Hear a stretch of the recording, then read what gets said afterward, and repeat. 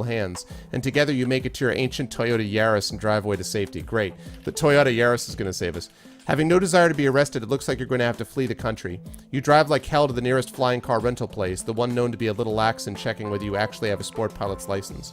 The person behind the counter checks your ID against a database, but the government is not known for its bureaucratic speed, so you're in the clear. You drive until you hit a long stretch of unoccupied road, then deploy your rental car's wings and take off.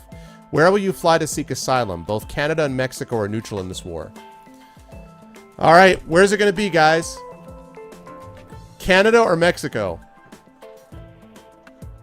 What do you think, Shoutout? Should we go up to your neck of the woods?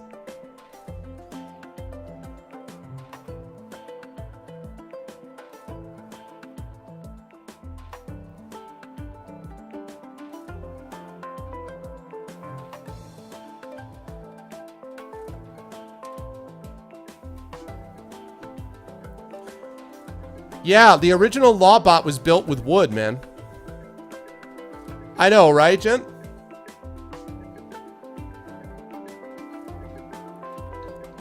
You ran without Ellie. At least you fought. I mean, at least at some point you finally gave up. You hit a breaking point. You were like Robert the Bruce in Braveheart. Eventually, you just couldn't deal with it anymore. You're like, no, the line must be drawn here. Our wooden robot with Swiss Army knife hands kills 3 agents when we jump into Toyota. He actually says successfully fights them off of you. You notice how it says Lockkeeper Bot disarms the agent? So it doesn't actually say that he kills him. It says that he disarms the agent. What's up, Blackberry? Blackberry Bear, I regret to inform you that things have gone south rather quickly since we last met. Shouldn't appreciate my dad rock. Things have not gone well. Chat can explain what happened. It's their fault.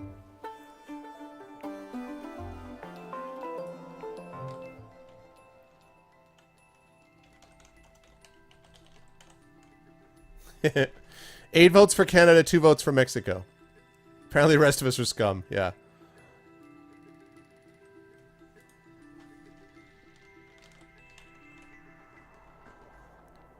No.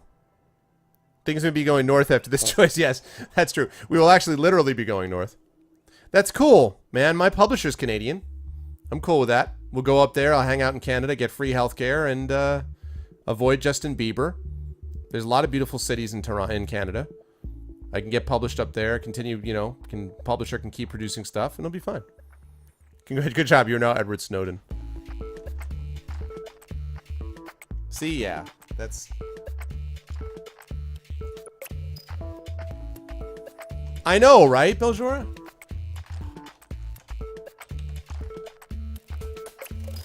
Actually, Canadian, I'm a legal immigrant. Come on, Canada's just the 51st state anyway. Hey-oh! Oh my god, America. No, man. Listen, I'm an American citizen, as you guys know, but there are times when Canada I admire more than America, believe me. There are times.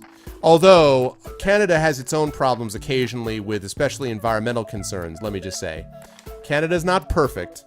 Also, Canada's a little bit too obsessed with hockey. Just a bit. Just saying.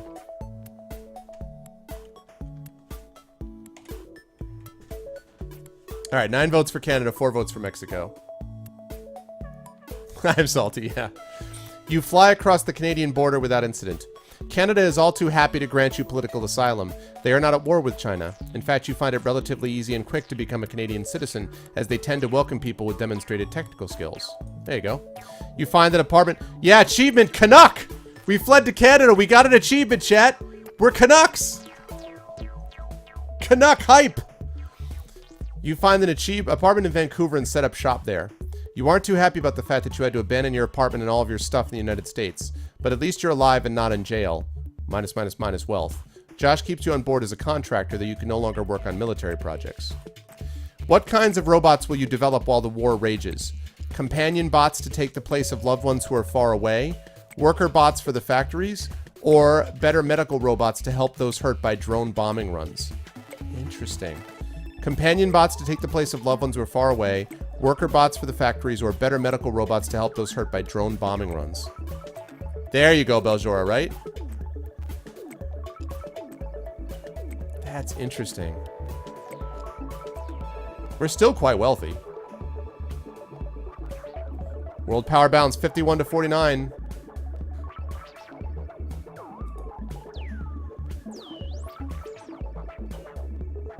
What about Ellie? We need a replacement for Ellie. I think the idea was bots for others, not for you. I think you'll be fine. Except that you feel terrible for Ellie. Because as we found out, that was the best part. The best part is you guys throwing her under the bus, and then the very next line being like, everyone voting for, oh, I feel really bad about it, though. I threw her under the bus, but I feel really terrible. Ellie likes techno, I like ice cream. Would never have worked out. Oh, man. We'll send Ellie a companion bot. In jail. God knows what happened to Ellie at this point.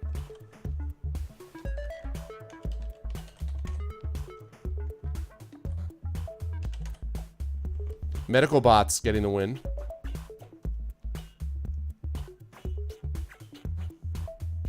Option 1 should give us money back. Send Ellie companion bot. I will remain neutral in the voting war. This is quality entertainment. Yeah. Yeah. Sure is.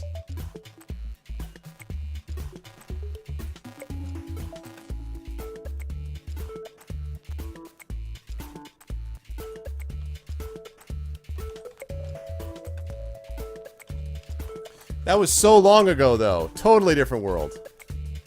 Alright. Medical bots it is. I know, right? Chinese drones often perform long-distance bombing runs on American bases in South Korea and Alaska, and families of service people are sometimes caught in the blasts. You quickly mobilize the robots you developed for Galen Medical to these places, and it is the most trying test of their skill yet. You have your engineers work around the clock to increase the speed with which your robotic surgeons operate, until their scalpels and scissors are simply a blur in the operating room. They can often make an incision and remove foreign objects from tissue before it even has a chance to bleed. Wow. +3 grace. You get many letters from grateful beneficiaries of your technology. The war is apparently in a stalemate, with both sides unable to gain much ground. Turns out the Pacific Ocean is pretty good at discouraging equally matched countries from attacking each other. A few days later, while you're discussing business strategy with Josh in his 14th floor office, you get a call from Mark on your smartphone. The video is quite high resolution, and you can see the bags under his eyes and beard stubble with high fidelity. I wanted to get your comments for an article, Mark says. Did you know a Major Juliet Rogers? Yes, you respond, the Air Force technology recruiter. She died in an attack on a base in the Aleutians yesterday, Mark said. She was performing field tests of a robot called Lawkeeper Bot 5 when the Chinese forces attacked.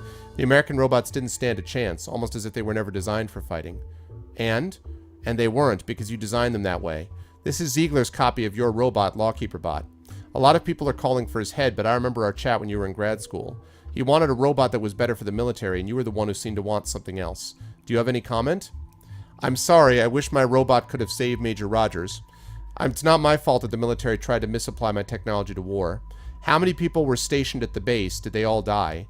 How many copies of Lawkeeper Bot died? I didn't really know Major Rogers, so I failed to see why I should care. Interesting choices. Wow. I know, Blackberry, I know. Interesting.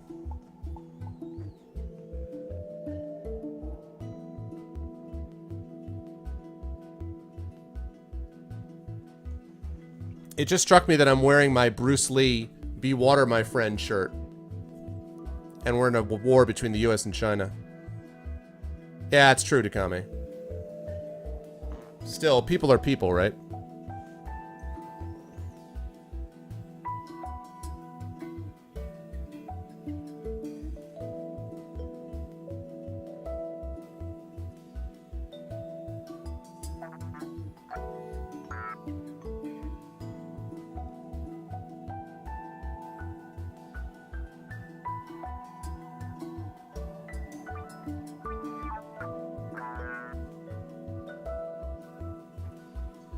Right, gent?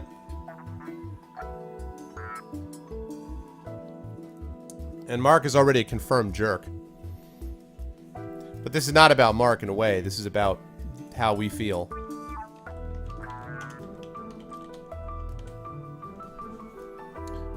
Not my fault, 3 votes. Did they all die? 5 votes. No votes for I'm sorry or how many copies of LKB were destroyed. Didn't really know Major Rogers. 2 votes. Interesting. Interesting. Some really tough choices here.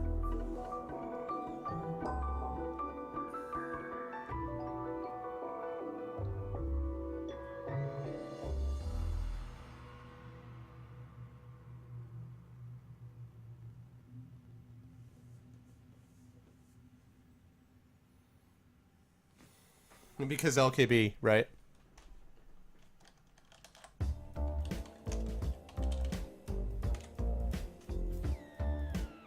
They all die. 5 votes, 4 votes for Not My Fault, 2 votes for Major Rogers, 1 vote of Copies of Law, Keeper Bot.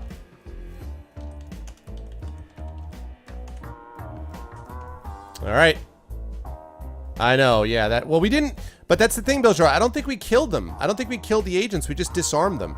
It doesn't say that we killed them. I think we just disarmed them. They said that he disarmed the agent. Alright, how many people were stationed at the base? Did they all die? Yeah, that's true. About 5,000, Mark says. About half of them died and another quarter critically injured. You express your sincere regrets about this loss of life, and that is the quote Mark uses in his article about Juliet's passing. When China finally attacks the 50 states themselves, their assault comes over the North Pole. A massive flotilla of icebreaker ships equipped with giant buzzsaws carves a straight path through what little ice remains in the Arctic Sea. Giant robot arms pick up and hurl the ice blocks out of the way. Small platoons of robots are left behind at every oil rig and deep mining station they claim along the way. The American bases in Alaska are overwhelmed by wave upon wave of Chinese robots. You quickly evacuate your Alaskan factory, taking what you can and driving for the Canadian border before it is overwhelmed by Chinese forces. Setting up a new factory in Canada will be expensive. -3 wealth. You're angry at China for taking what's yours, angry at yourself for placing the factory there, angry at the US for failing to defend it. You are, in short, angry. When the headlines break, the dollar goes into a death spiral as people around the world are saving them for Chinese yuan. Canadian dollars are dropping in value as well as people speculate that China will invade Canada next. Oh my god, we're still well off, but -2 wealth. I quickly sell my Canadian dollars at a loss, exchanging for yuan. I quickly convert my currency to American dollars, speculating that China will be pushed back, or I hold on to my currency. Disarm. No. Disarm means to remove. No. Disarm means to get rid of their weapon. Disarm means to take away his gun. He didn't cut off his arms. He took away his gun. No, the factory was in Alaska, and then that factory was bought up. I don't think the factory was bought up by Shanghai. Well, I guess there was this guy in Shanghai who bought up part of it, but then Josh and the US Robots factory bought a lot of it too, right? Oh, I see. Okay. Hold on, there's no poll yet. Sorry, Belshore, I wasn't paying attention. That's funny. Okay. I was like, no, that's not what it means. Hold up, poll is coming. Sell the Canadian dollars at a loss, exchanging for yuan. There we go. Convert yuan to convert USD or hold on to Canadian. There we go. Now you guys can vote.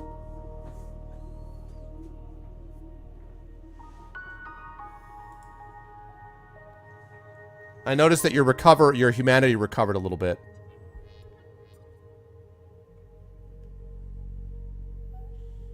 Juliet Rogers, you had a good relation to 55%. Still bad with Mark, 36%. You still have a romance with Ellie, interestingly.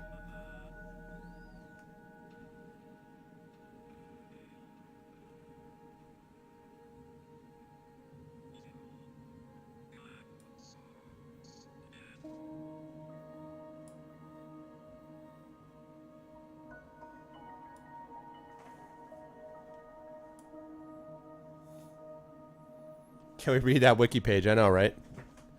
One wishes. I think the Ellie percentage is still 83%. Everyone's like, hold on to Canadian. Yeah, 83%. I don't know.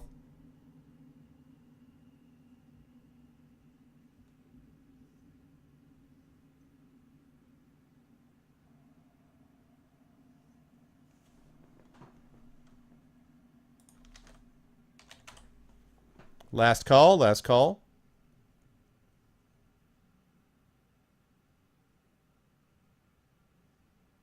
So you're saying there's still a chance.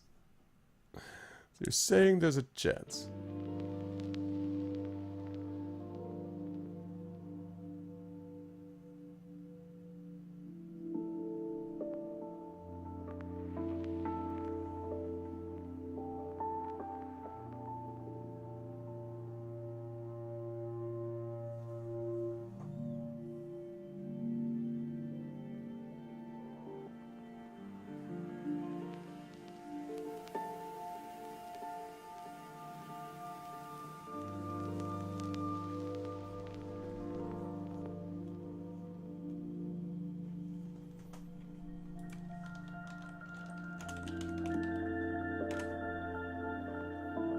Viagra and a Velcro strap. It's like a James Bond thing, right? Alright, hold on to Canadian. You hold on to your Canadian dollars. By the time the American aircraft carriers stationed in Hawaii reach the Aleutian Islands, Chinese ICBM batteries have already been assembled throughout the former state. The Chinese then offer peace, content with their conquest. Your wealth experiences a slight bump as money flows back into Canadian assets, plus wealth. Now that the war is over, what will you do? Interesting. Look at this, guys. I will develop the algorithms that will end war forever. Requires Grace 25. I want to build a robot that knows how to love. Requires Empathy 20. We don't have that, so we can't choose that. I will begin a rebellion in Alaska. Requires Military 20. Or I'm afraid I've done all I can. My time to influence history has passed. So, I will develop the algorithms that will end war forever. That's choice 1. I will begin a rebellion in Alaska. Choice 2. Or I'm afraid I've done all I can. My time to influence history has passed.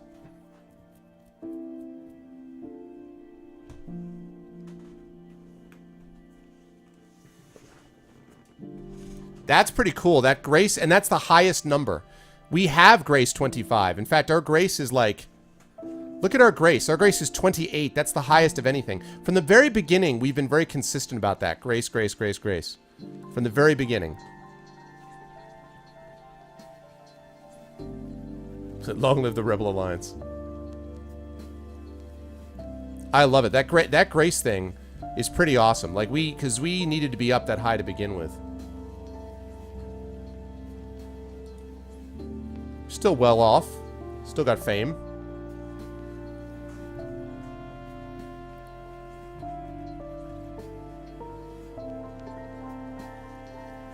New command. And humans. That's not Grace.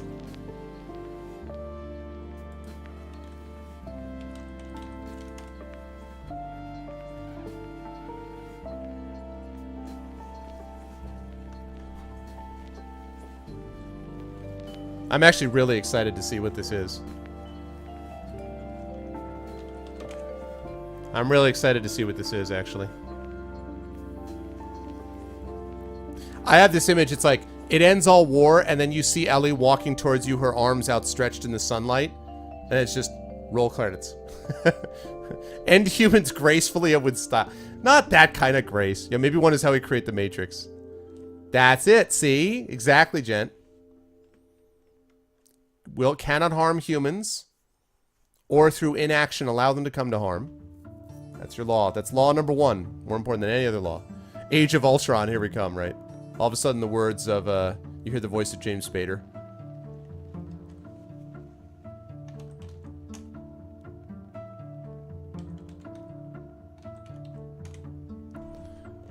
Chat votes strongly to end the war. There's something that's been nagging you all along about this war. It just seems so inefficient, senseless. And if there's one thing you know, it's how to make things act optimally. You retreat into your apartment in Vancouver to think about what should be done about it. You think for a long time, and when you're done, you write.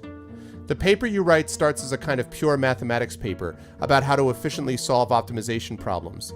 It's the kind of mathematics you developed originally to make LawKeeper-Bot move as efficiently as possible.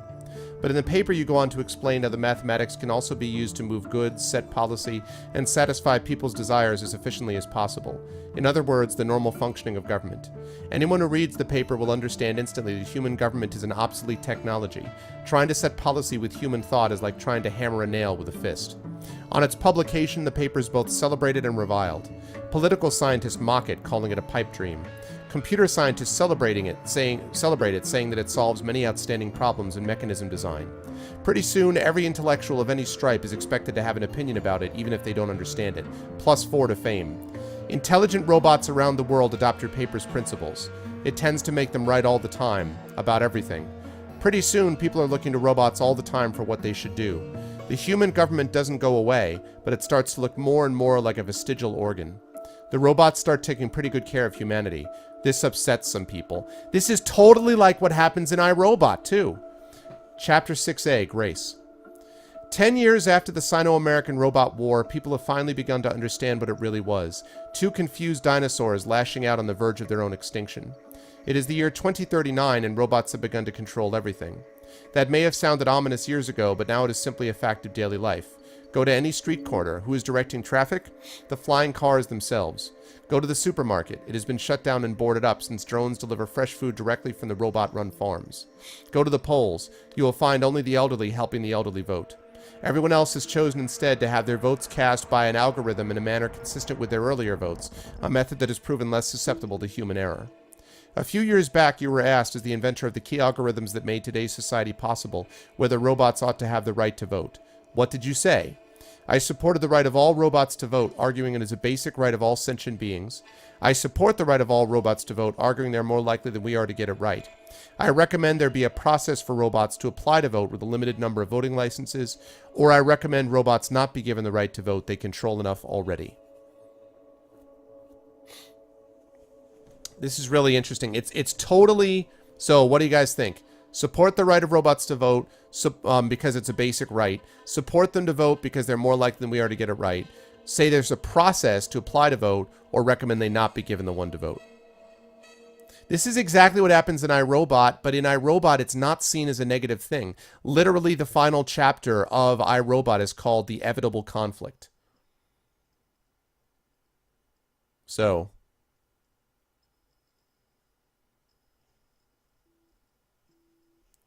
Well, you know, it's going to take him... Yeah, I guess, but he has to, like, get to that point, I suppose.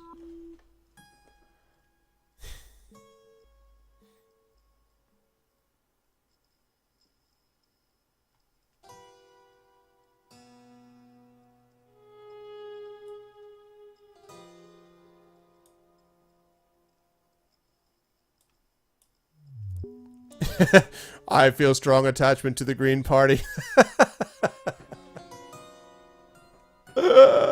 That's funny, Jen. I approve. That's funny.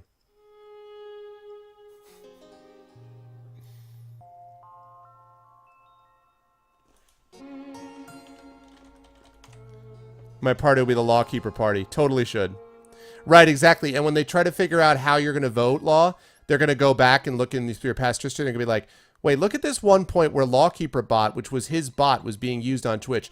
What do you explain?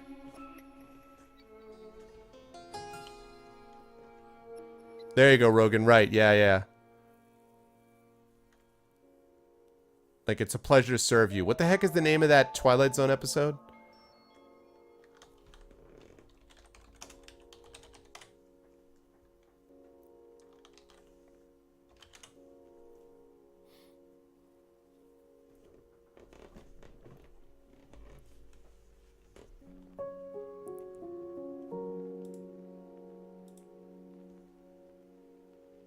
I have not played Rocket League, Riot. No, I've seen it. I've seen it being played by, I saw Foom playing it.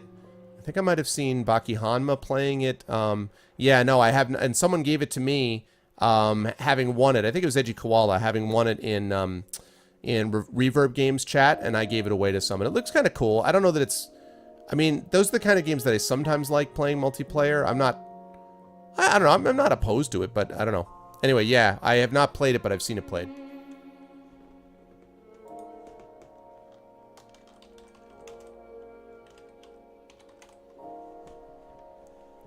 Okay, 8 votes. 8 votes in favor of the right of all sentient beings. You argue that the country should not discriminate on the chemical composition of a sentient being's skin nor the exact details of their thinking machinery. It was an argument in a familiar pattern, familiar and inviting. Since both you and your robots were well loved, it was not a hard sell. Robots were given the right to vote. Of course, there really are differences between robots and humans. One can always make more robots. Whenever an issue touching on robots and their makers came up in a state election, robot corporations turned out large numbers of robots registered in that state that would vote in their favor. Then the corporations realized they could also put robots up for office, and before you knew it, robots made by corporations are being voted for by robots programmed by those corporations. Though some wags commented that hardly anything had changed for the United States, with the corporation programmed voting for the corporation constructed, there was nevertheless a more palpable sense now that very few human beings are truly relevant to the voting process. You just happen to be one of them, plus wealth. You are now living comfortably in Vancouver off the proceeds from your numerous patents, so you have quite a bit of spare time. You've had much more time to spend with Ellie as a result of your newfound leisure time, and often find yourself, as today, in her studio watching her work. So she made it? Is it possible you went with Ellie? I don't understand how Ellie got up here. How did Ellie get up here? I don't know. Ellie is doing well as a visual artist. Art is still something robots don't do by and large. Enough people want to produce it that there has never been any shortage, and still, since robots do everything else, it's become a popular vocation.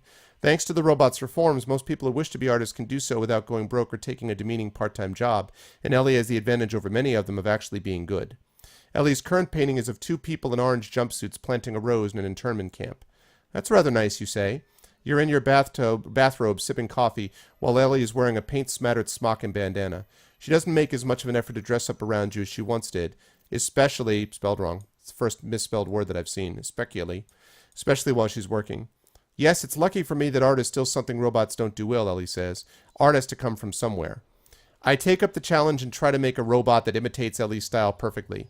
I take up the challenge and tell Lawkeeper Bot to try to make extremely popular art. I disagree, but don't try to prove the point, or I agree. I guess so, yeah, I guess so. Now, be careful, chat. You already tried to screw up Ellie once. Don't screw this up a second time. Take up the challenge, try to make a robot that imitates Ellie's style perfectly. Take up the challenge, tell Lawkeeper Bot to try to make extremely popular art. Disagree, but don't try to prove the point, or I agree. You'll be given a second chance with Ellie. You're given a second chance. Look, 86%.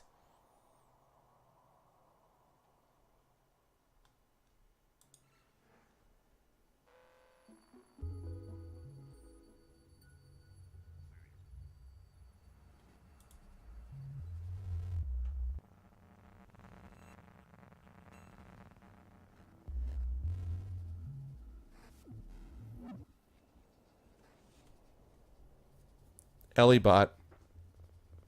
Sorry, last choice is I agree. Sorry, apologies. Artistic robot, task LQB with making art. I disagree, but don't try to prove the point, or I agree.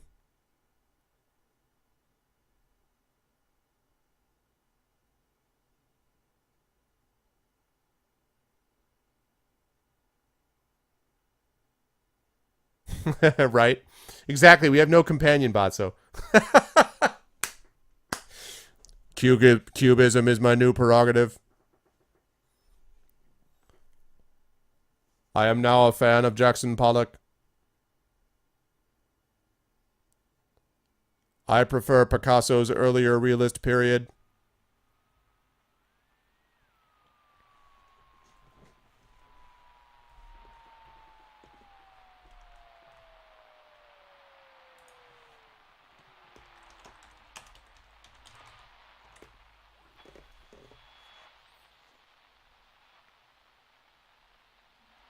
I feel better for the fate of humanity.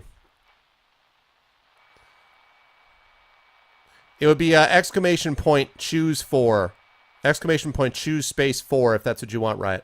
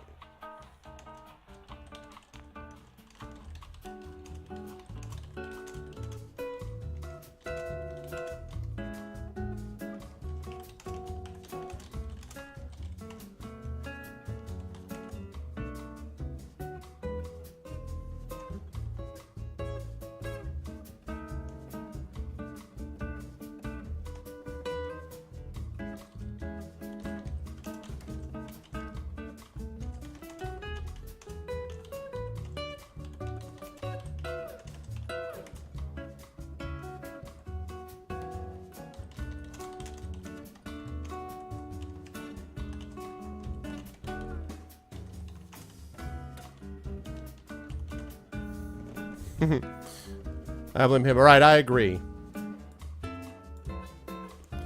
I totally agree, you say. Art is really only meaningful when it speaks to human experience. Robot art might speak to robot experience, and that's interesting, but I don't think it's quite the same. So we agree, Ellie says, surprised. I'd have thought you'd have tried to poke all kinds of holes in that statement. I'm learning to be human, you say with a grin. Ellie nods. Aren't we all? You begin to hear more and more in the news about people turning to robots to solve their problems. Their dispassionate, usually fair solutions to problems and the caretaking of humanity earn them the nickname of the Angels. You read in the news about a cult that worships you and LawkeeperBot, calling itself the Church of the Enlightened LawkeeperBot.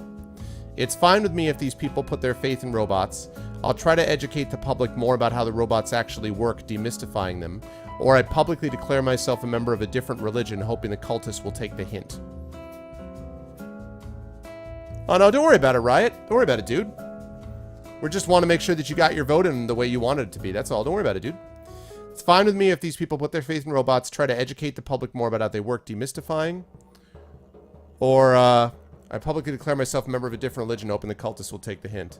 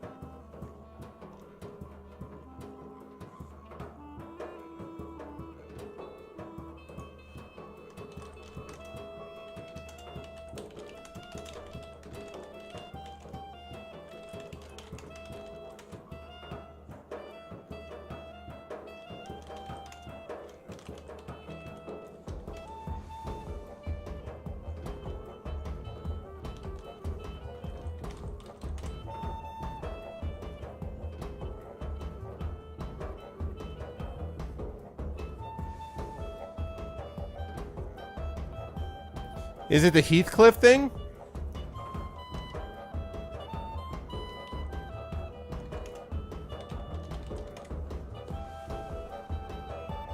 Finally, 3 votes. Educate 7. Yeah, I was wondering where chat was going to go on this.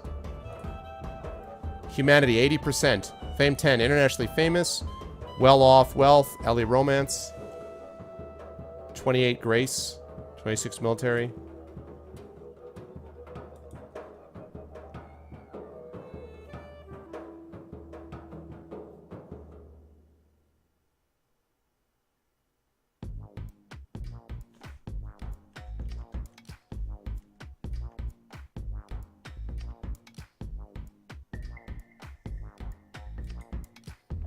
I know, right?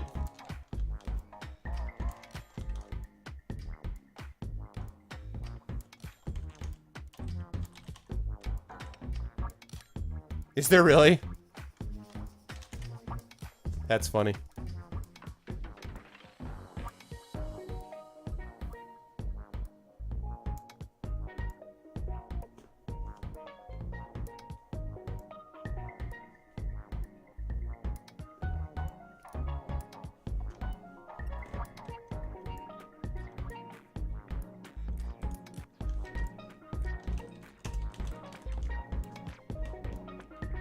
Yeah, I'm Episcopalian.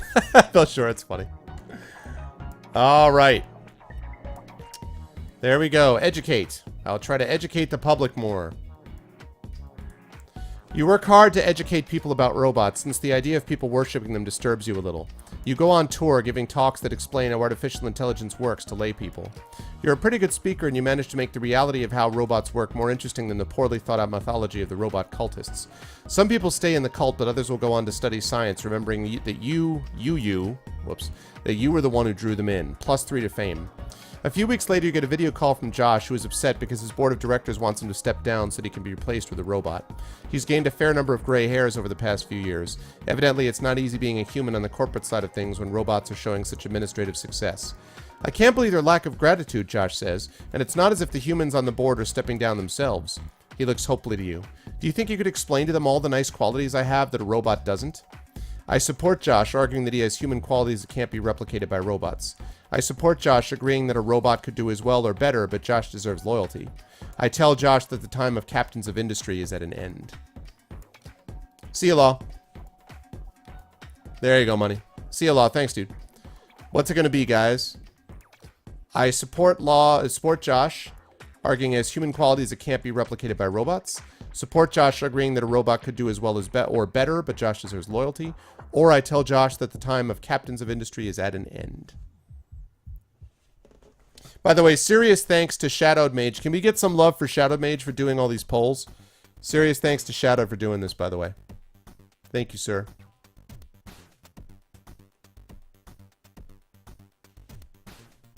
Much love. 84% humanity. Check out his humanity. Fame 13 mentioned in history textbooks, well off. LA romance. 87% relationship, great.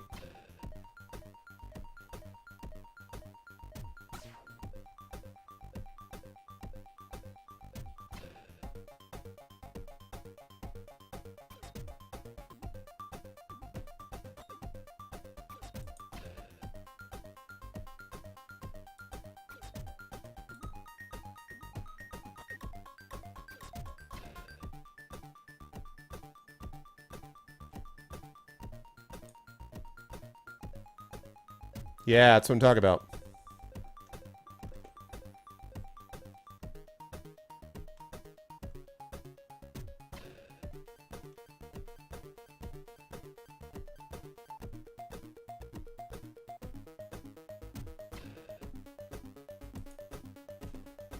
Yay, all the loves. Of course, all my mods deserve love. All my viewers deserve love because you guys are all awesome and the best viewers on Twitch and the best mods on Twitch, etc. But I'm just saying, in particular, Shadowed at this moment with the polls has just been doing an awesome job. So,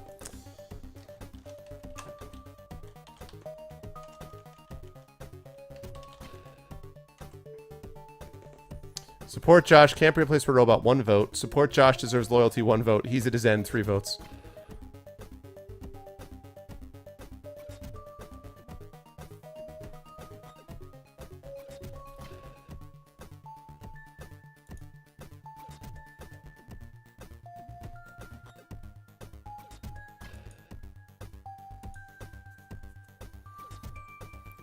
I deserve love. You hear that, Mom? That's true.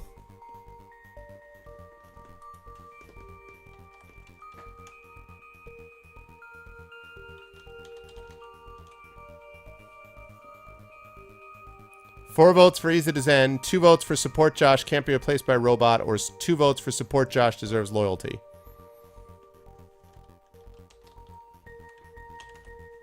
Last call, last call.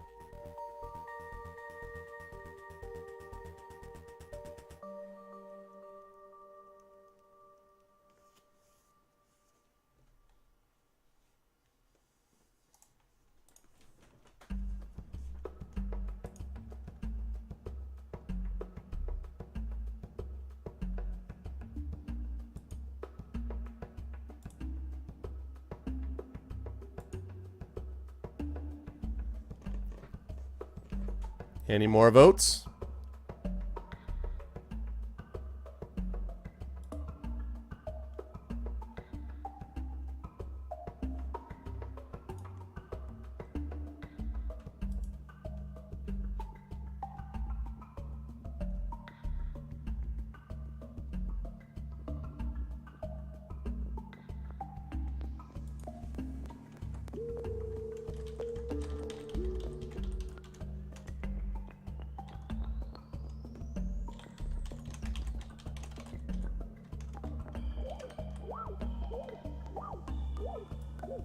I'm just marking down one thing.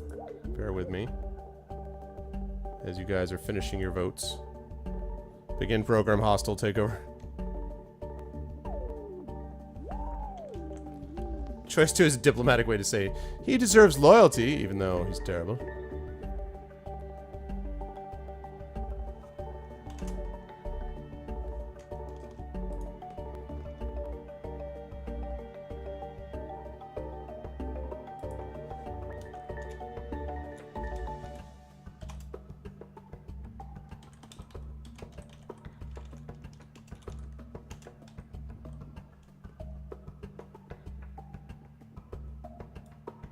Also, Dragon Spear, thank you for the game that you sent along, in addition to the one that you told me about, but the other one that you just sent. I appreciate it. Dragon contributed another couple of games to the cause in chat, so thank you very much, Dragon. I appreciate that. Thank you, sir. That's what I was just checking right now. Okay.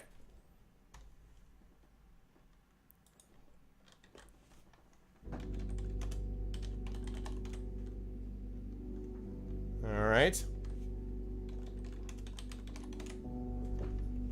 Deserves loyalty. You call Josh's board of directors one at a time, arguing that they should show loyalty to Josh. But they point out examples of when you yourself are not so loyal to Josh, which have become public knowledge in the company by now. Business is business, isn't it, they say? Josh, embarrassed by the whole affair, decides to step down after all, though he appreciates your effort. In gratitude for your help, Josh takes you out to a karaoke bar.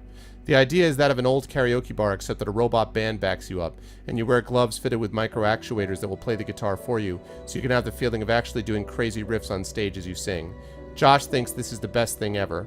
You think this is the best thing ever. At least Guitar Hero took some skill back in the day, or man, the people in this bar are old. Yep, choice 2 swung around is good.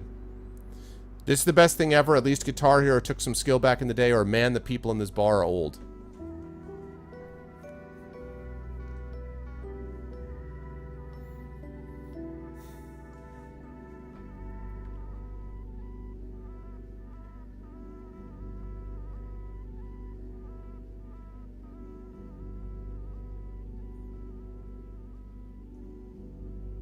There we go.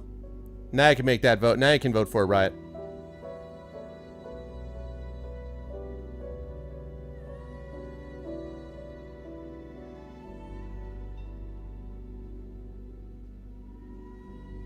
Again, I just love the variety of choices. I love how the choices, like some of them are very high stakes, some of them are very low stakes. I love it. 28 grace, 26 military, 12 autonomy, 11 empathy.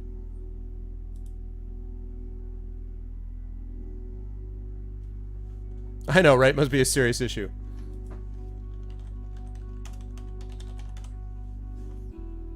Yeah. Old people 5. Guitar Hero is better 4. Best thing ever 1.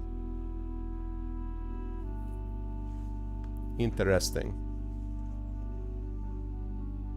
The end has 3 colors. Yeah, exactly right. Not yet, Smacky.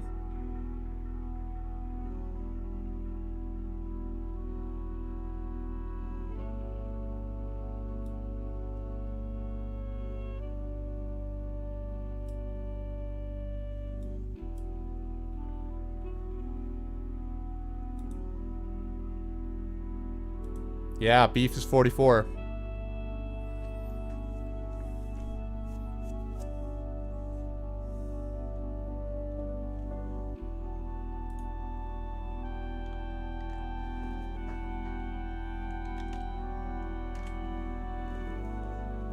Last call. Rail Gunnar.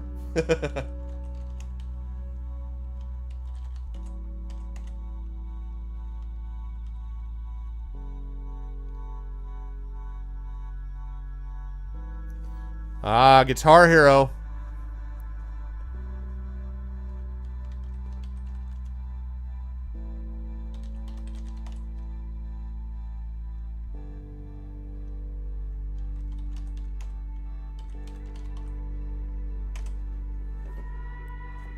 Guitar Hero wins, barely. At least Guitar Hero took some skill back in the day. You're a little depressed at the whole affair, really.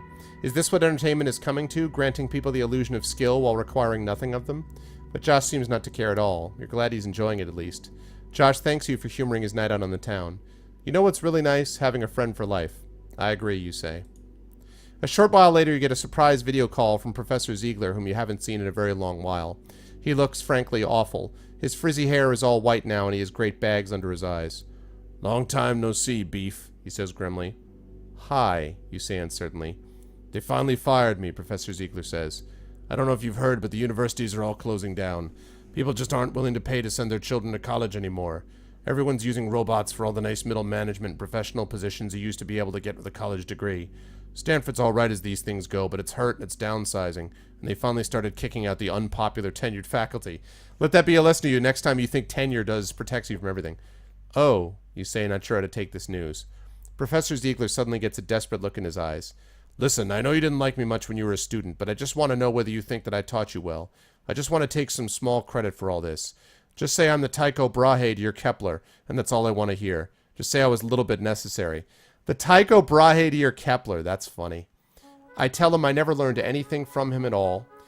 I tell him he taught me some hard lessons about how the world worked, but I needed to hear them. I tell him it was because he shared his dream that others like me could make it true.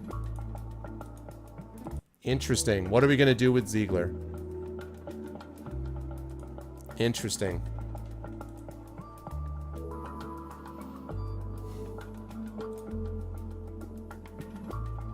What's up, Kilobyte?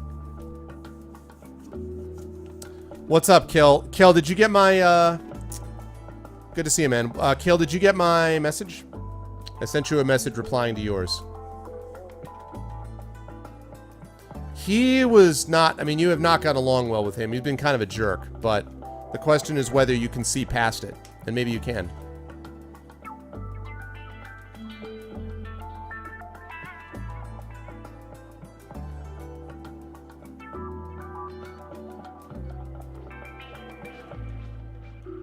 Okay, that's cool. I just want to make sure.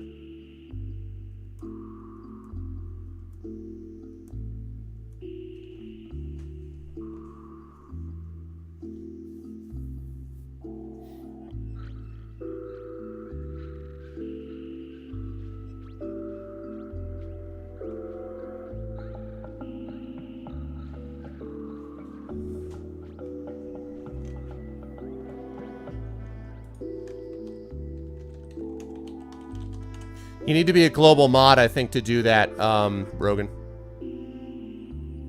I never learned anything from you. 8 votes. Taught some lessons about how the world worked. 4 votes. Oh my gosh. Life lesson, huh? Is a lesson for him, yeah. I wondered how people were going to feel about that. He did treat you like kind of a jerk. And they tried to take credit for your invention, actually.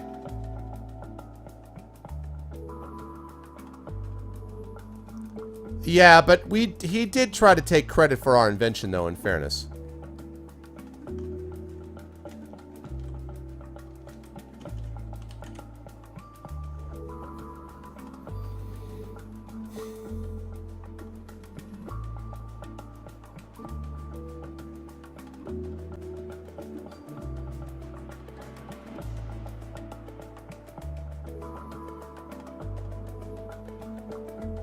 Yeah, he did kick you out of school.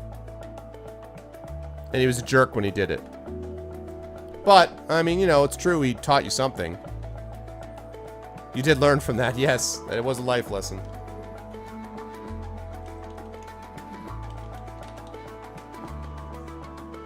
I guess I learned to avoid jerks, yeah. I suppose.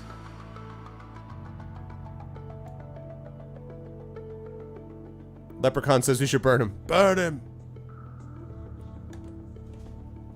Okay. Never learned anything from you. I'm sorry, but I can't think of a single thing you taught me, you tell him. Professor Ziegler sighs heavily.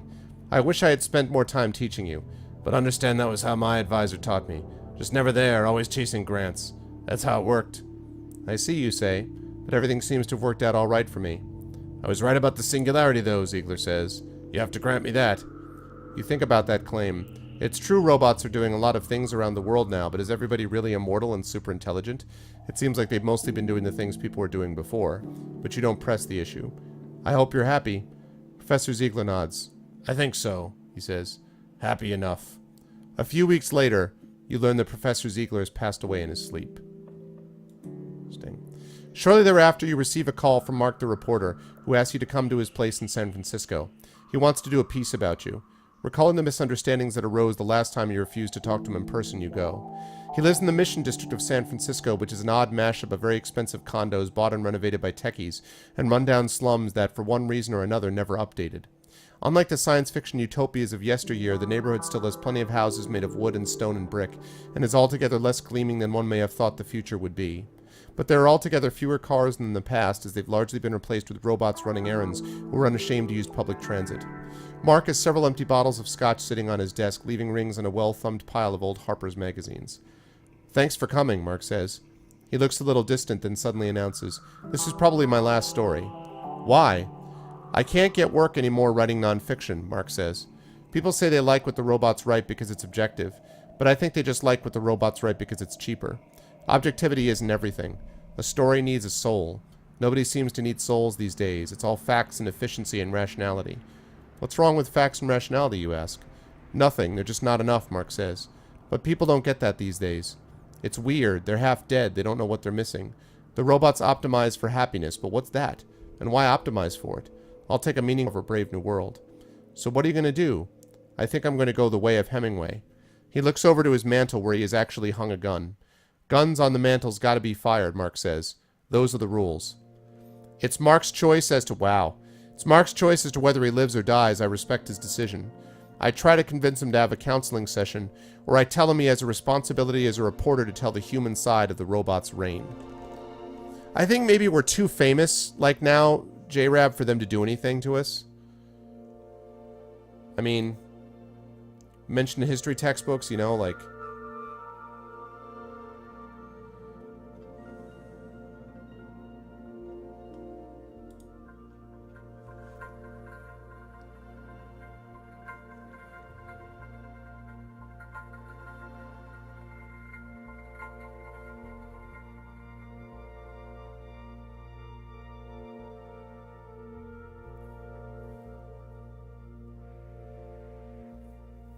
Yep.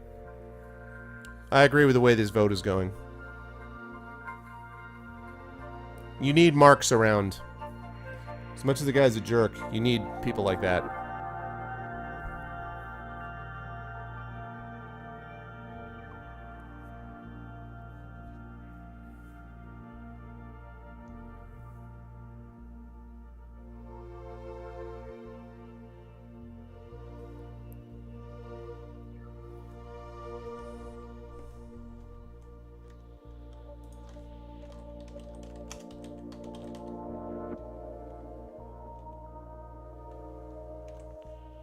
Yeah, Beljor, it's funny. Yeah, exactly, Takame.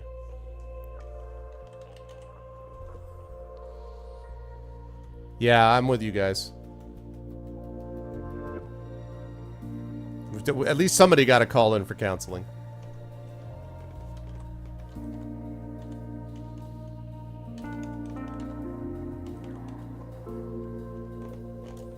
That's pretty definitive.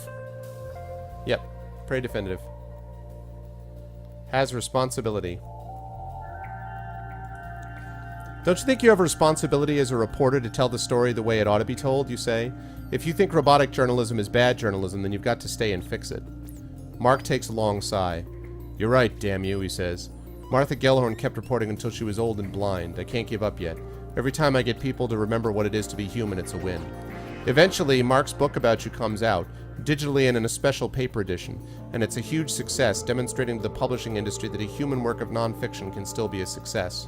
The ending to his book is the way you talked him down and convinced him to keep living, making you not just a genius but a hero. 5 fame. Prominent in history textbooks. Wow. A few weeks later, you get a video call from Mom. She's in her late 60s now, but with the power of good hair dye and anti-wrinkle cream, she looks like she could be younger. "Hello, Beef," she says cheerily. "I was just calling to let you know I was diagnosed with cancer and..." "Wait, what?" you say. "Oh, but don't worry," Mom says. "Let me finish. I mean, when I heard I was terrified too, that's only natural. We both grew up in a different age. But they said that tumors are now really easy to both identify and cut out thanks to robot technology."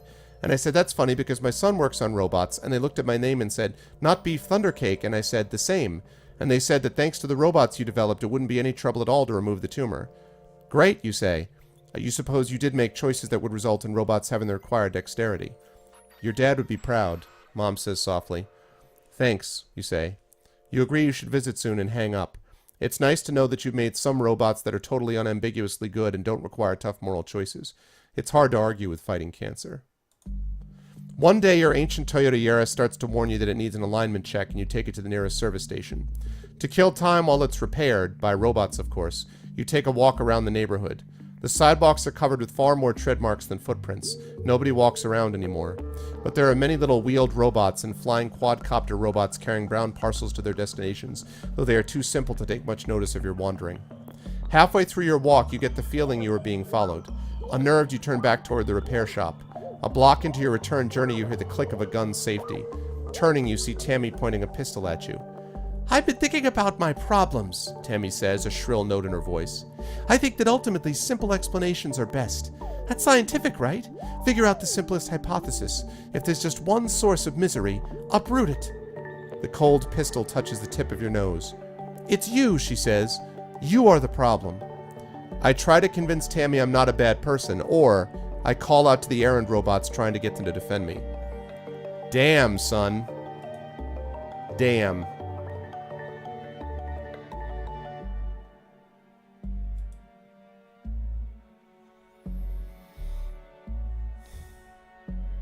Tammy's the one who tried to send you a bomb.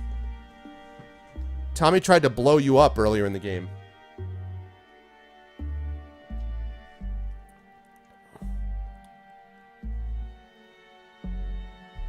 Tammy set us up the bomb.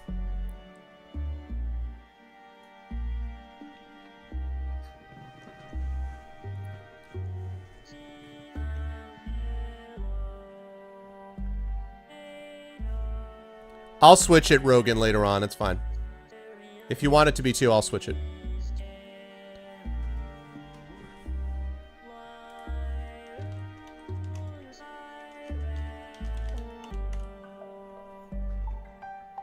I know, be careful.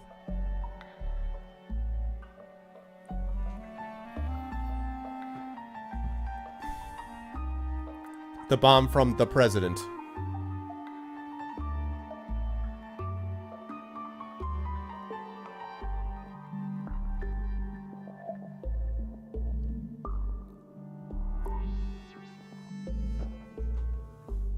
One is still the better option. Okay. She does have a pistol right at your nose. Like, I don't know how fast the robots are, but...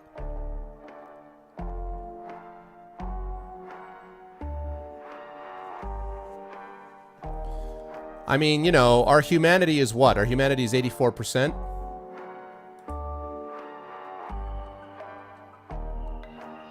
Shall deliver her justice, yeah.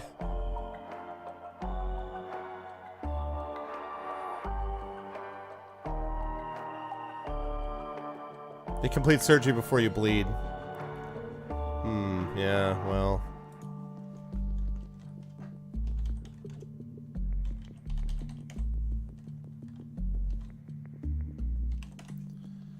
I'm gonna close this pull down in just a second. Okay. You romanced her in a playthrough? Oh my god. You can do that? Interesting. Alright, here we go. Try to convince her. I'm just trying to help the world, you say. Think of the things we've been able to do with robots. Elderly people can have help cheaply. An entrepreneur with a good idea can get started right away. The government is more efficient now. Don't be afraid of change. Embrace it. Tammy sighs and lets the gun drop. I need help, Tammy says brokenly. One of the quadcopter courier robots buzzes up to Tammy. I heard you need help, it says, somewhat oblivious to the context. Perhaps I can be of assistance? Tammy hands the robot the gun. Take this and deliver it to the bottom of the river. Can do, says the courier robot, buzzing off with the gun. It's a little sluggish. The gun is heavy. It means it was loaded. Tammy glances back at you. Then she walks off without another word, as if the scene had never taken place. You hope you've finally seen the last of her. You think about your interactions with everyone you know over the past few weeks. On the whole, the robots seem to be doing a pretty good job of taking care of everything and everyone, even if that leaves some people feeling as if they have no place in the world. As the foremost designer of robots in the world, you have the power to change the world utterly if you decide to change the way robots work in the society. What do you think? We will get used to the robots. I see no problem with the state of the world. I introduce faults in the robots to make humans more competitive with them. I introduce a backdoor in the robot's code that lets me take control of all of them. I introduce a backdoor for LawkeeperBot to control all the robots of the world. They'll be less suspicious of it. Or I destroy all of the robots, except LawkeeperBot, of course. Damn, son. This is amazing.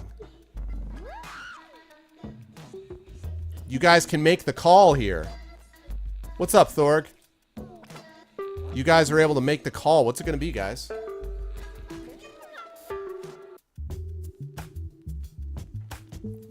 You did. This is like one of the last decisions, Thorg. Damn, man.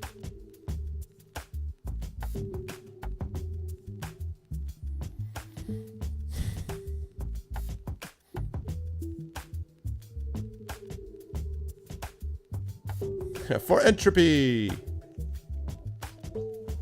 Wow.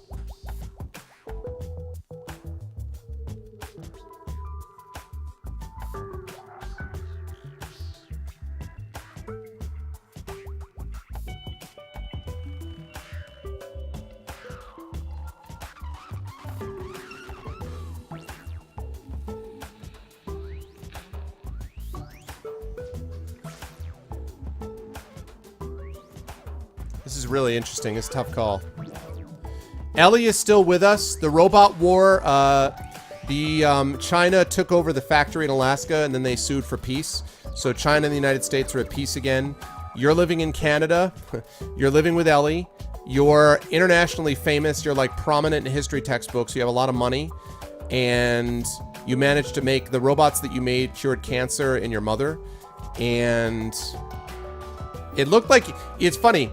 About a half hour ago, I felt like chat was like this had become a disaster. Somehow chat pulled itself out. So, yeah.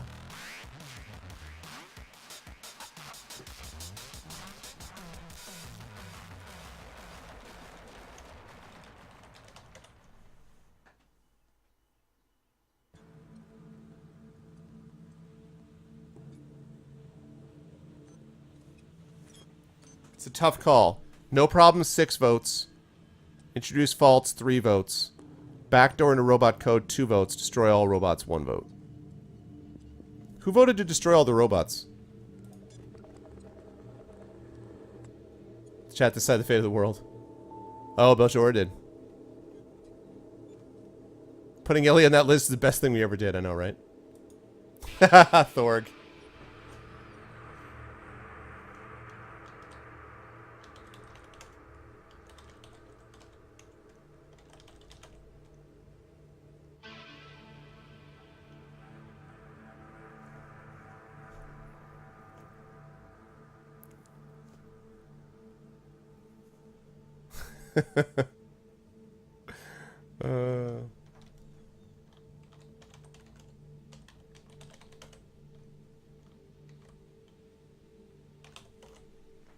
This is a big vote, guys. Big vote. No problem, 6 votes. Introduce faults, 4 votes.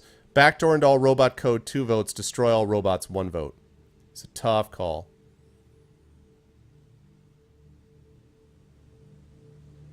Six to 4 to 3.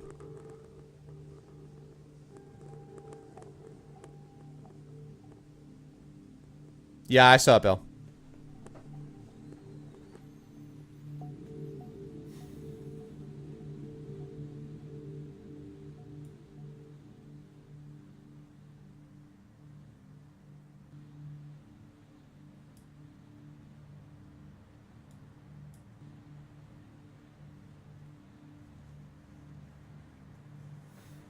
Oh, nice, Shadowed.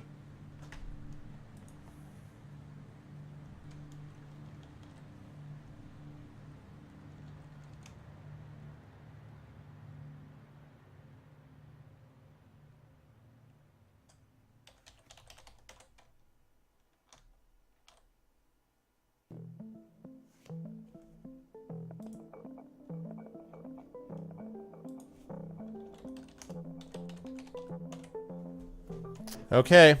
No problems it is. The world run by robots is actually a pretty good one, you think. People are pretty good about adapting the world around them, and robots are just better at running things. You decide to let the robots flourish. And they do. Plus, plus, plus, plus, plus, autonomy. Autonomy is good. Chapter 7, The Ways to Say Goodbye. 10 years later, you find yourself in Surprise, Arizona, walking up to your mother's house. A few of the cacti in front have Santa hats on them. It is the year 2049, and you are about to surprise your mother with a present for the holidays. She has finally been released from the hospital after surgery, performed by robots of your design, you're proud to note, and is living on her own in her retirement community. The papers necessary to sneak back into America were expensive, but you knew you had a responsibility to eventually come back. You haven't ever been to a place this hot and arid before. Mom moved here during the revolution. Arizona is very different from the Bay Area, New England, and Alaska, and a reminder that America was never just one thing. The houses in Surprise are shabby and trash litters the streets. The United States is still recovering from the loss of the Sino-American War 20 years ago. This retirement community is full of people like your mother who lost their jobs in the war or a little before and never got them back. What did you get, Mom? Did you get her a robot cat, a robot dog, a new 3D mail printer so she can send and receive objects over the internet, or the keys to a new flying car? You need 2 wealth, and we obviously have 2 wealth. In fact, we have 8 wealth, so we're in pretty good shape there.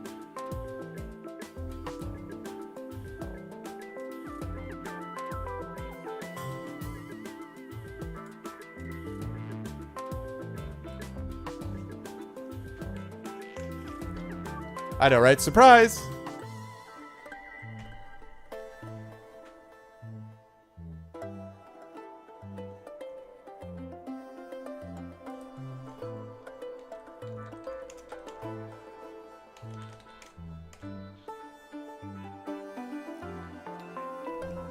No votes for RoboCat, 1 vote for RoboDog, 4 for 3D printer, or 4 for flying car. We do have a flying car, it's true. We do have enough money for it. 5 votes for flying car. You buy your mother new cars. There you go, yeah. 5 votes for flying car. Smacky. 1 vote each for RoboCat, and 1 for RoboDog, and of course 3D printer, 4 votes.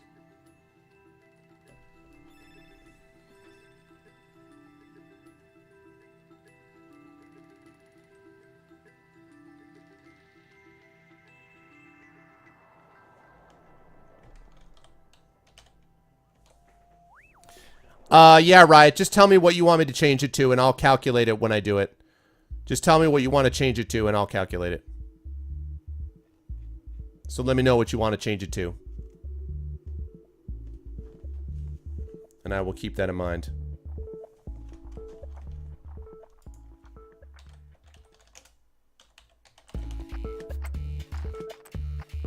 You want it to be a flying car? That's fine.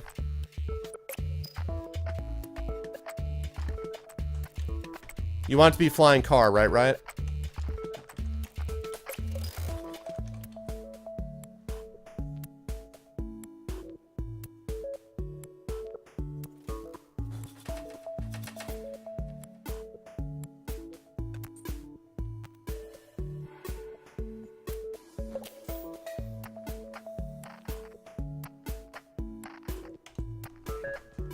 Okay, that's what I thought. So 9 for flying car, 1 vote for RoboCat, 0 for RoboDog, because that was Riot's that got switched, 4 for 3D printer, and 9 for flying car. No! Too late. Okay, keys to a new flying car. Achievement. Filio, you bought a gift for Mom in her old age. Achievement.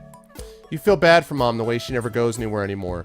You found a good deal on a Nimbus online. Maybe she'll come visit sometime. You knock on Mom's front door. Coming! You hear a call from inside. When Mom answers the door, you see her left eye is synthetic. Though it is intended to look as human-like as possible, it looks dry, and its movements are just not quite as fast as those of a human eye. She had been going blind in that eye and had opted to have it replaced shortly after a tumor was taken out. The hair near the site of her original surgery is a little dry and thin, and it's all gray. Your mother is very old. She smiles when she sees you and gives you a hug, which you return. Come in, come in! Inside, you find your mother's cleaning robot still busily puttering about the house, cleaning up. They look very much like your typical tech product, all blacks and chromes that look out of place in Mom's homey living room, but at least they were autonomous enough that Mom felt comfortable hitting the on button and letting them do their thing.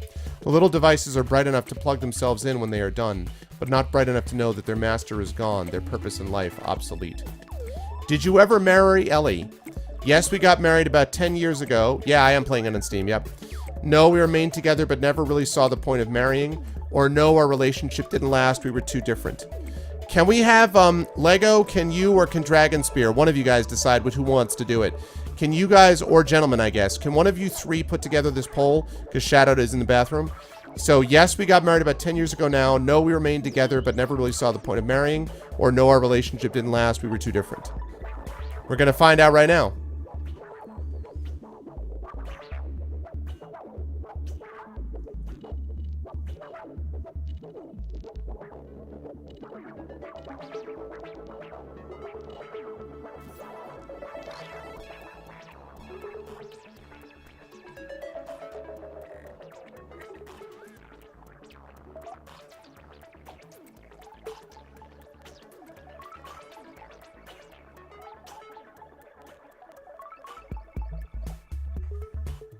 Thanks, Jen. Amazing. We like threw her under the bus, but somehow we pulled it back together. We pulled it together in the end. I know, right? Exactly, Jay. We managed it somehow. Somehow she loved us enough, despite all the things that happened. In fairness, she did say she didn't want us to lie, but I don't know. Still. But we didn't, you know, we could have actually brought her there, and instead we, you know, basically drove them away and got out into Canada. Strike. Strike Ninja! Strike Ninja, what's up, Strike? Strike, I have your poem, sir.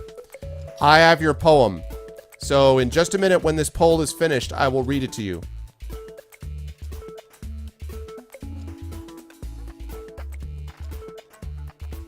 Yep.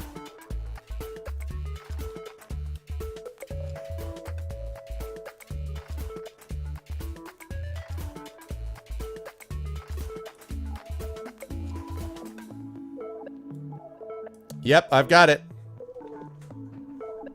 You should prepare yourself, yes.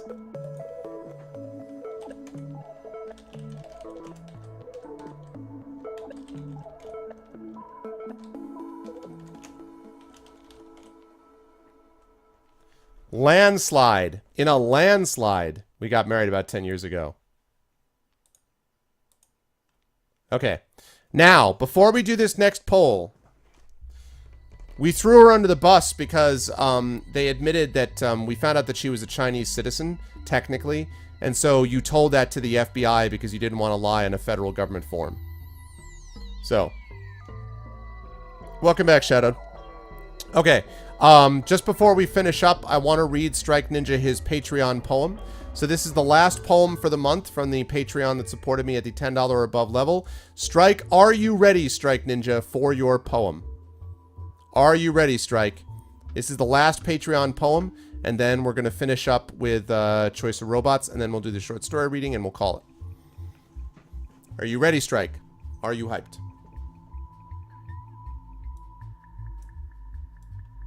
Gotcha, okay.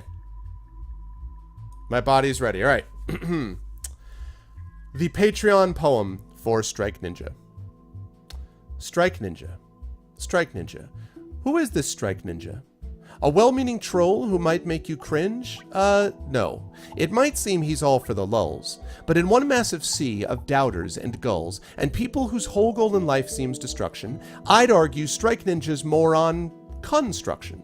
Improving the lot through jokes, smiles, and laughs of all those who know and can love a good gaffe, and know that to take one too seriously is one of life's greatest sins. As we say in the biz, when you think you've got all of the answers, you fool, you're bound to go down as a general rule.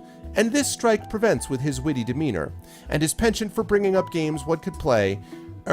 Well, though I'm glad for his fine contribution, his claim I should play Ride to Hell Retribution is troubling.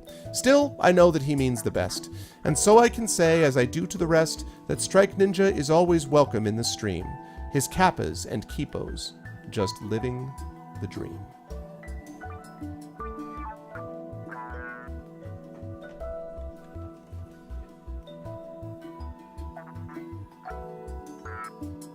There you go, sir. Your poem, sir. I hope you enjoyed it. That is the final Patreon poem of the month. I hope you enjoyed that. Thank you, Strike. I hope you enjoyed it. Thank you, Kill. I hope you enjoyed it, and thank you to all those who supported the Patreon. If you guys would like an epic poem written about you, all you need to do is to support the Patreon at the $10 level or more, which is right over there. And if we can get to $200 again, and we can keep it there or above there, of course, by the end of the month, then in August, you guys will get to pick yet another game for me to try. I'll be putting up a poll about games for me to try starting probably probably the end of this week, like Thursday or Friday. And then again, I'll be doing that at the end of July. But that's all to cover the previous Patreon's month. So coming up here is the way it's going to go. So it's creepy. I don't deserve it. Yeah, exactly. Anyway, thank you very much, Strike. I appreciate it, man. Okay, let's get back into the end of Choice of Robots, people. I'll send you a copy of that poem as well, by the way, to both West River Rad and to Strike. So, okay. Poets of your wedding day with Ellie are framed on the wall of your living room. Following your gaze, Mom says, "Can you believe how long it's been?" The years go by quickly, you agree. But you're still as in love as the day you got married, right? More, you say. You should have brought Ellie down. Next time, you promise. Did you have a child? Yes, a boy. Yes, a girl. Or no, Lawkeeper Bot would always be my child in spirit. Did you have a child, chat? Yes, a boy. Yes, a girl. Or no, Lawkeeper Bot would always be my child in spirit. Thank you, thank you.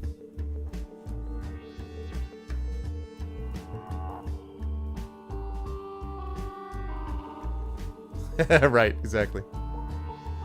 Hold up, wait on the poll. Wait until it gets made.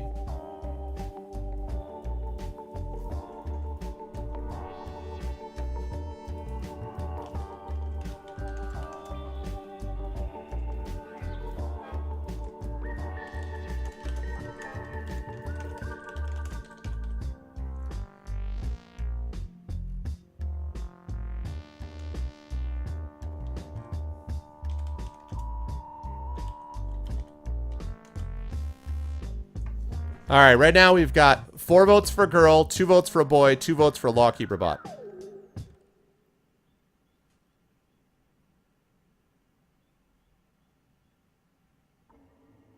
I totally would vote for girl myself, but I'm biased since I have one. As a way of focusing the mind. You do exclamation point so stats. Why stop at 1? Yeah. There's no twins option. That's true. Alright, sounds good. Thanks, Rad. Have a good time, man.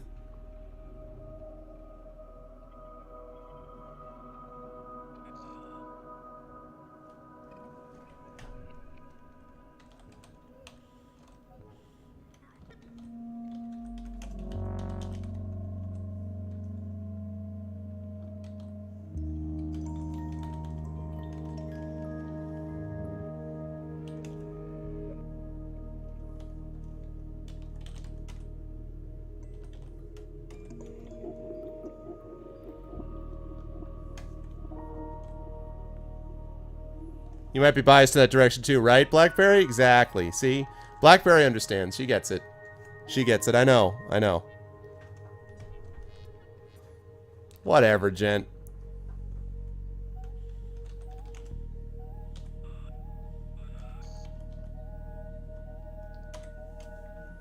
Alright. Girl wins. Did you have a child? Yes, a girl. What is her name? Oh, wow. Okay. So I'm going to take the first 5 names that I see for nominations. I will handle this poll. First 5 names that I get will be nominations. I will veto terrible ones.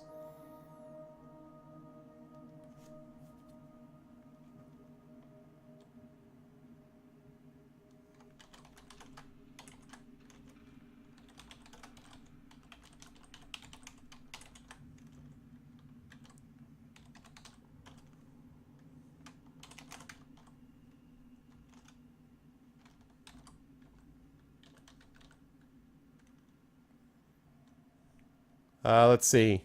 Belly?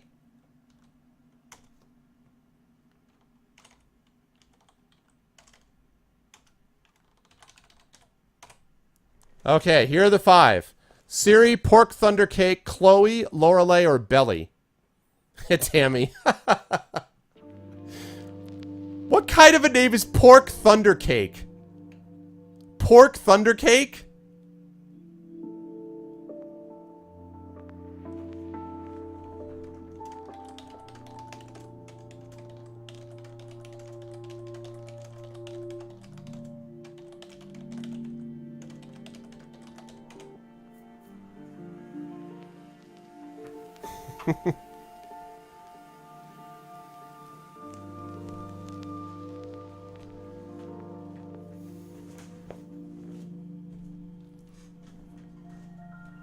Pork Thunder Cake.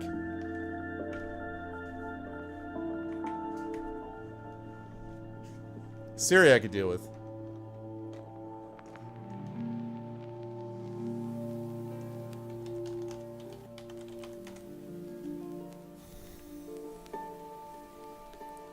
Five votes for Pork Thunder Cake. 3 votes for Siri and Lorelei. 1 vote for Chloe. 6 for Pork Thunder Cake, 4 for Siri. 3 for Chloe, 1 vote for... 3 for Lorelei, 1 vote for Chloe, 0 for Belly.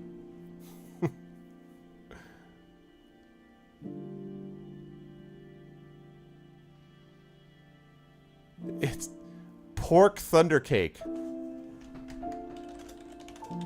You guys have failed the most basic concept. Blackberry Bear will agree with me on this. The most basic concept of what you have to do as a parent, which is to not give your child a name that will cause them to be viciously beaten up as children on the playground. If you give a girl the name Pork Thunder Cake, the jokes will not stop. It will continue constantly. All the time.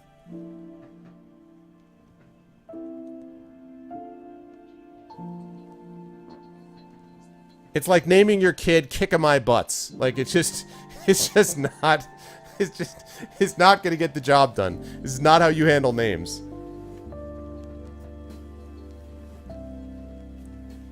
What's your daughter's name? I am the suck.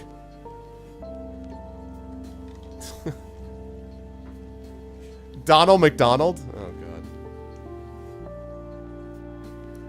Worst name of someone I went to school with. It's a good show. It's a good call. There was a kid named John Spitz. That was a little unfortunate. John was a nice kid, though.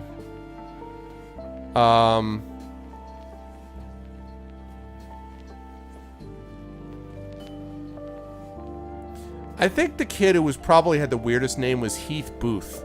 Just because it was hard to pronounce. Heath Booth.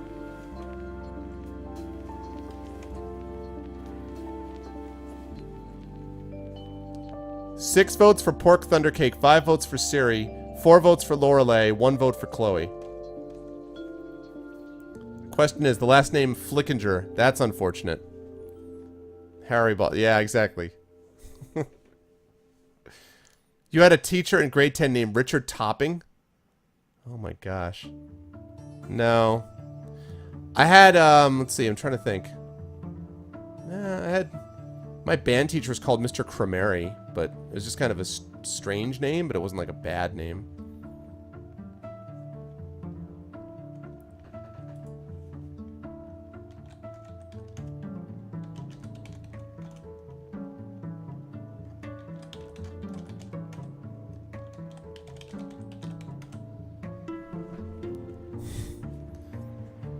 Pork Thunder Cake. Pork Thunder Cake it is. Oh, there is a chat fail? Yay! There's a chat fail. Cromary be an awesome music DJ. It's true. It's true. Oh, that's awesome. Pork Thunder Cake. Let me make sure I got that spelled right. Pork Thunder Cake, yes. Near the wedding photos of you and Ellie are photos of Pork Thunder Cake in the hospital shortly after being born. Then more as Pork Thunder Cake turned 1, 2, 4, 6. How's little Pork Thunder Cake doing now, Mom asks.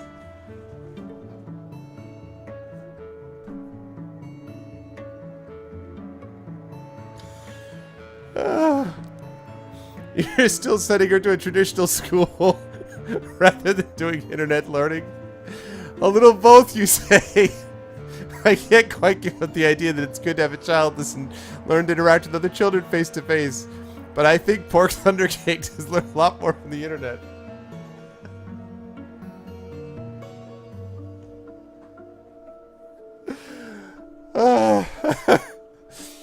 I think Pork Thunder Cake does learn a lot more from the internet. We're doing one of those part-time schooling things, light on the hours. Lawkeeper Bot loves to teach too. We do a lot of that. It occurs to you, looking through all of this stuff with Mom, that the whole time you were concerned about the future of your creation, Lawkeeper Bot, Mom was excited for you in the same way. You were her creation, miraculously walking about the earth, so full of intelligence, accomplishing great things. I have something for you too, Mom says. She goes into her closet and fetches a brand new Mini-Me robot kit. It's a robot construction kit composed of little arms and wheels that plugs into a smartphone. You examine it skeptically, convinced Mom would have gotten something on sale that only worked with smartphones from 20 years ago, but it looks new. It's not really for you, it's for Pork Thunder Cake. Mom says, I don't know whether she likes robots, but if she's anything like you or your father, she will.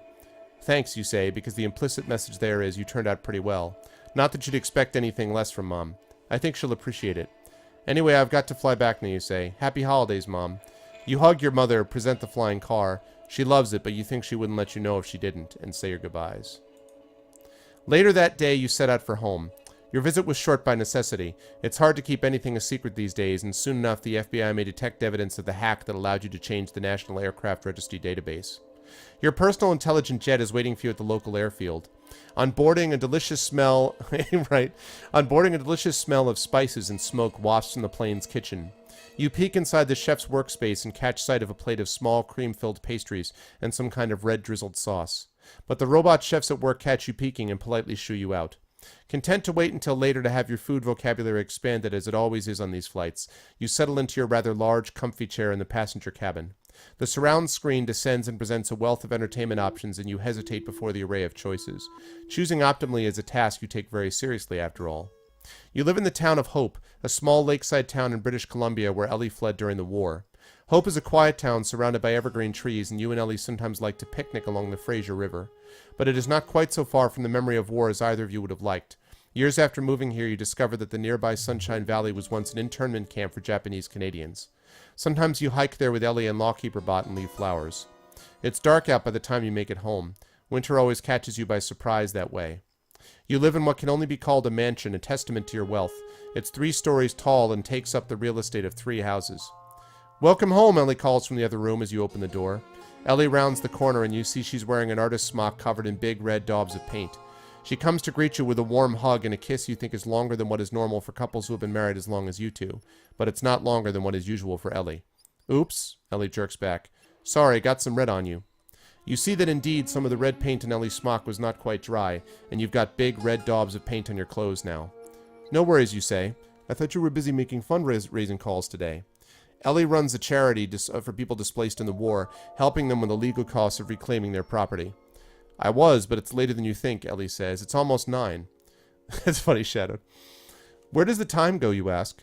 It's a question that's been bouncing around your head all day. In fact, it feels good to let it out. Here, I'll show you what I've been working on this evening, Ellie says. She leads you to her studio where a half-finished painting depicts a field of red flowers, all spinning like pinwheels. The paint itself looks like it's moving. You think Ellie has used one of those new living paints that uses photoaxic microorganisms to impart the illusion of motion. It's a surreal but somehow compelling image. I came across this line the other day, Ellie says. Consider the lilies of the field. They do not toil, nor do they spin. And I thought, well, why couldn't they spin? It's a striking image, don't you think? They're called red fury lilies. It is, you agree. It's beautiful. Ellie then gets a concerned look. How's your mother doing after her surgery? She's actually looking quite good for a woman who just had surgery. But walking around her place made her realize how old I'm getting. There was also some snail mail for you, Ellie says.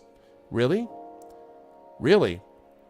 Ellie leaves briefly and returns with a bottle of Alaskan wine, a 2040 Cabernet Sauvignon, and a card.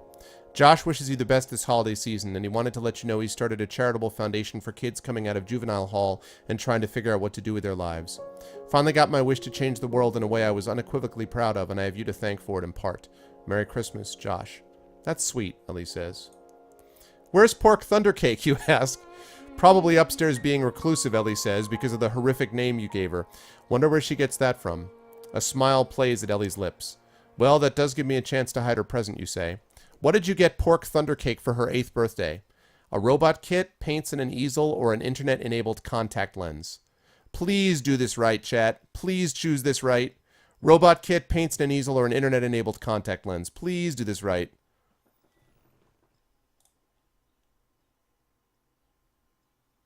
Humanity.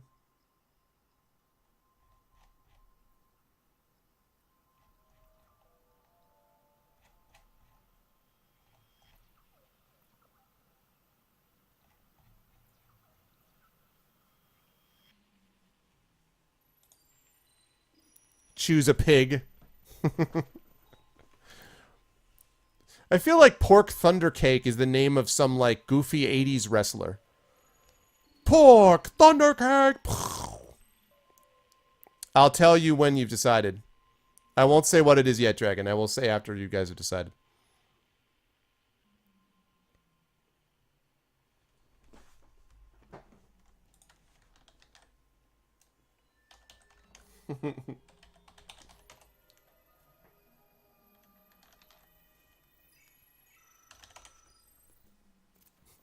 Pork thunder cake. Well, I would have just called her pork otherwise. So he's got like the two-part name. I should have hyphenated it. Pork thunder cake, thunder cake. Brutus the Barber beefcake. Right, right. Pork thunder cake, thunder cake.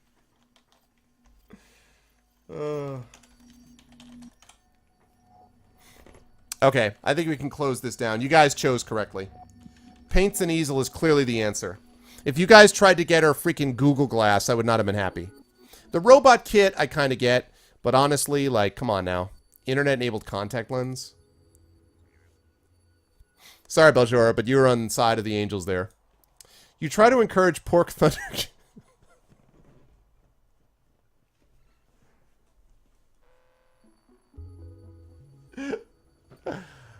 I just can't get over that name.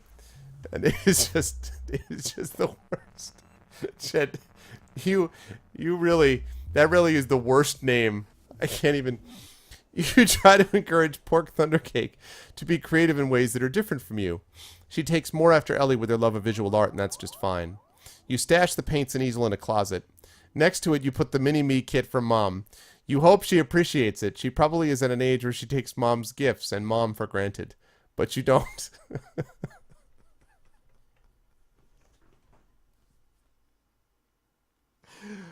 But you don't, because Pork Thundercake.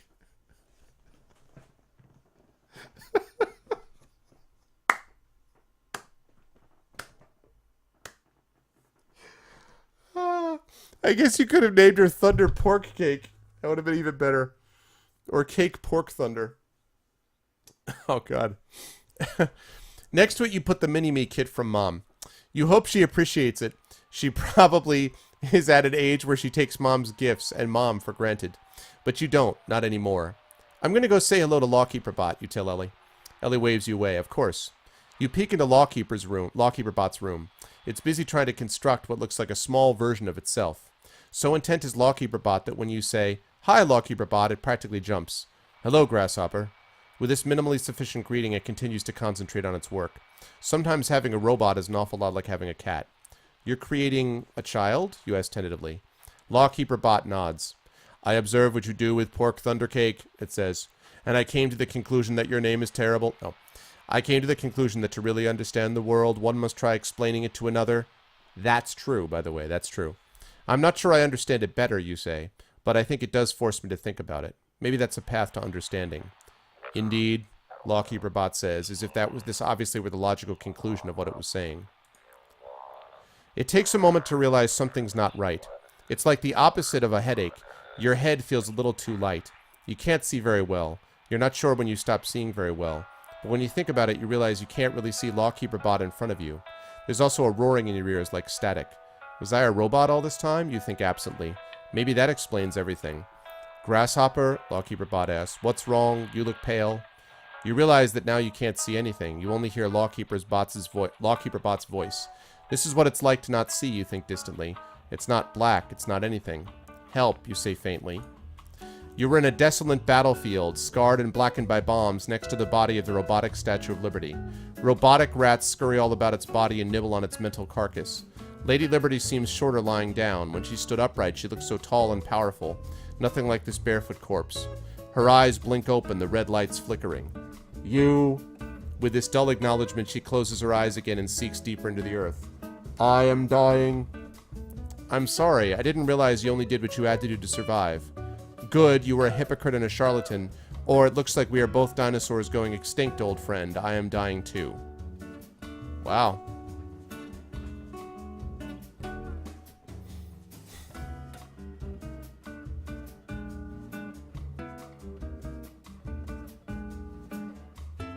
Interesting. I don't know what to make of this. I really do not know.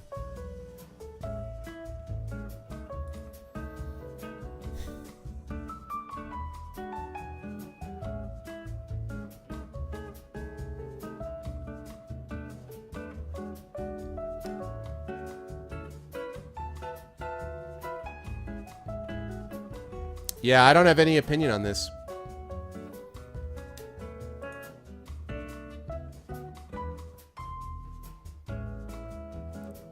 %89 with Ellie.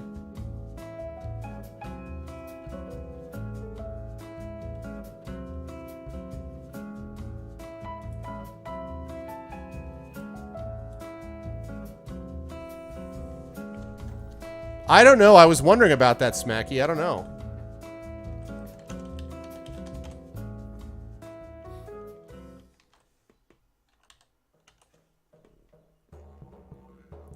It's gonna end like Newhart, or end like Dallas. It was just a shower scene.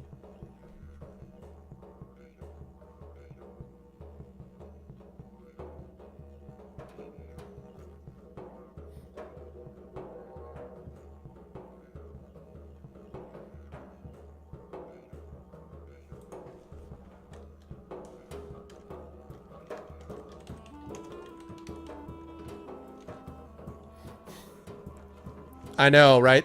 It was all a dream. Yeah, I hope not too, Thorg.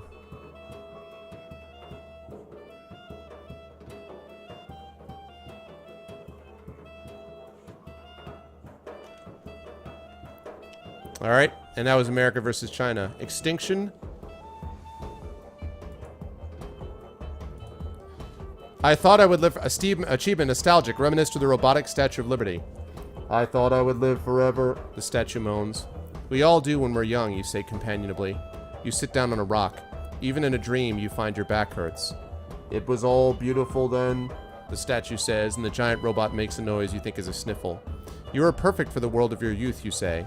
As if she had been waiting for someone to say something like that. Something really nice, and no mention of slavery or old white men or Native Americans or anything like that to ruin the moment. Liberty lets out a great sigh, and the dull red lights go out from her eyes. So was I, you continue, telling the statue because she'd been such a good listener. But eventually we all become relics out of time. You pat the statue's giant cheek, and the old green patina is cold to the touch. Whatever else you were familiar. Then the robot rats swarm the copper statue and feast. You awaken in a hospital room. It smells like cleaning agent, and the walls and countertops are bare steel, cleaned and shined until reflective. Welcome back, says Ellie, who squeaks your hand. She looks tired, but she can't have been here long. She's still wearing her overcoat. Grasshopper, you're awake. Lockkeeper Bot walks up to your side. Good morning, Mr. Thundercake. The voice of the robot doctor attending to you is as cold and steely as the walls of your sick room. Though the myriad camera eyes in the robot's head are no doubt useful for all kinds of examination, you have trouble telling which eye to speak to. Please report all symptoms leading up to your period of unconsciousness. You tell the doctor briefly about how you passed out back at your mansion. Ellie looks alarmed to hear you describe the process. Lawkeeper Bot simply listens with undisguised curiosity. You hesitate before you can still recall your dream, but it seems very personal and not necessarily relevant. I had a dream, a familiar one. You shake your head. Then I woke up here. Bayesian reasoning over your data and story analysis suggests the incident was a stroke with 92.8% probability, the Dr. Robot says. Ellie looks to you in alarm. She squeezes your hand, but it's more like she's asking to be reassured. A stroke, you say in disbelief, but I'm not that old. I'm hardly past 50. Further diagnosis of root causes suggests an underlying diagnosis of Algernon's disease, the robot doctor says. It adopts a lecturing tone. Algernon's is a genetic disease discovered 5 years ago. You are the fourth known case. Common symptoms in early life are beneficial. Excellent recall. Fast reaction time. What's up, Royx? High scores on standardized intelligence tests. But common symptoms late in life include strokes, hallucinations, and death. The robot looks distant a moment. There is an interesting speculation that it is the result of couples in the past 100 years mating selectively for intelligence while being less self-segregating by race resulted in the many different genes driving intelligence being abnormally concentrated in some individuals. The same effect to a lesser degree is driven up intelligence generally in the population, but some individuals in the long tail have their brains driven to the breaking point. Perhaps you could expand on that breaking point part, you say dryly. The hallucinations are the result of a hyperactive brain entering a waking dream state and may indicate that strokes are not far behind. They may occur even early in life if the patient is under a great deal of stress. Under a great deal of stress? Could your first dream about the robot Statue of Liberty have been one of these episodes? You had stayed up all night, so you had assumed you'd simply passed out from exhaustion. What if it were one of these episodes? But was there anything I could have done? Is there anything I can do now? Counterfactuals about what you could have done are irrelevant at the present moment, the Dr. Robot says dismissively. Options at the present moment are as follows. 1. Surgery to remove damaged tissue. Typically, the genes responsible for the disorder express themselves in a small region of the brain, and thus this may be excised completely. No side effects manifest if surgery is successful. And if it's unsuccessful, you die. Oh God, Ellie says, horrified. Let's hear some more options, you say uncomfortably. 2. Replacement of the damaged tissue with a chip emulating core cognitive functions. Risk is smaller, but patients losing temporal lobe tissue typically describe side effects that include loss of emotional affect. So far, I seem to be choosing between losing my life or my humanity. Any more options? You may elect to do nothing and hope the problem goes away. I don't trust our surgical technology. I'd prefer to live my life normally and take what Holmes. I will undergo surgery to remove the damaged tissue. I will undergo surgery to replace that part of my brain with a robot core. I will create a robot body and brain for myself. I'm not attached to this squishy meat. Well, what do you think, chat? I mean, surgical technology was pretty good. You made it. So that's the question. Live life normally, take what comes. Undergo surgery to remove the damaged tissue. Undergo surgery to replace that part of my brain with a robot core. Or create a robot body and brain for myself. I'm not attached to this squishy meat. Yeah, I think I'm with Rogan on this.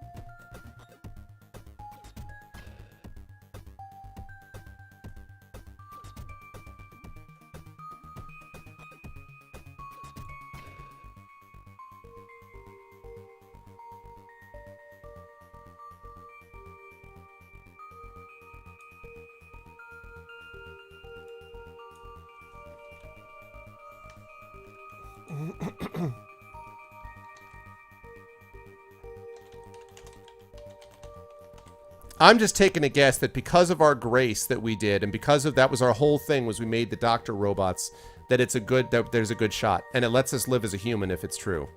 It's a tough call, but like, you know.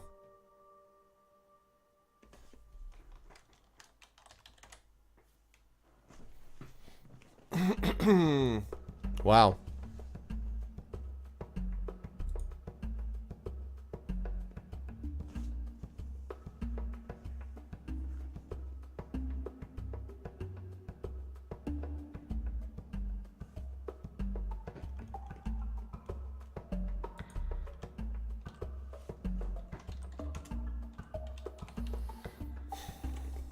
Okay. Here we go. Surgery to remove the tissue. Cross your fingers, chat.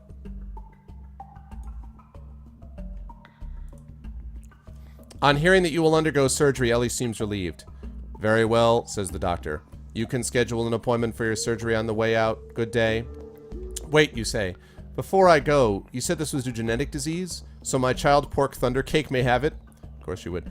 With high probability, the doctor says. The gene is dominant. What are my options if Pork Thundercake has the gene? She's 8. Gene therapy is an option for an 8-year-old with a disorder, the doctor says. The gene could get phosphorylated before it has a chance to fully express itself, but it would mean your child also would not have the benefit of your intelligence. Shall I arrange a gene therapy appointment for the same day as the screening? Ellie looks to be at a loss. It's too much. She shakes her head. I want the best for Pork Thundercake, but I can't imagine you without your brilliance. I don't know. What do you think? Screen Pork Thundercake. But if this disorder is why I achieved as much as I did, I want the same opportunity for Pork Thundercake. I can't wish this disappointment on Pork Thundercake. If you find the gene, I think we should begin the therapy. Or, on the whole, I'd prefer to let Pork Thundercake live as I did without knowing about the disorder. Wow. What say you guys about this? This is really, really well done. This whole thing is really well done. Man.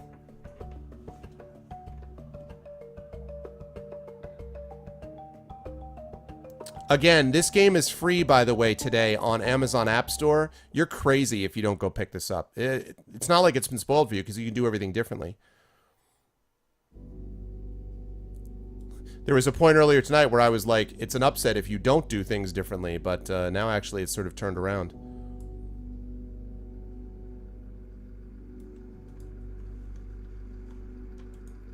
Yeah, except it's not. There's a good. You might not make it though, Beljor. That's the thing. That's true. Yes.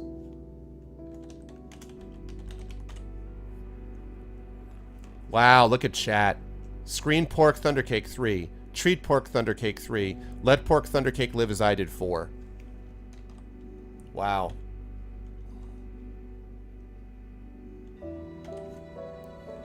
Tough call. Screen is 4. Let her live as I did is 4. Or treat her is 3. Well, you screen her in either case. You screen her in either case. The question is whether you screen her and leave it or screen her and give her the therapy. Remember, you screen her either 1 or 2, you screen her. The question is whether you screen her and leave it or screen her and get rid of it. Because I'll bet she's going to have it.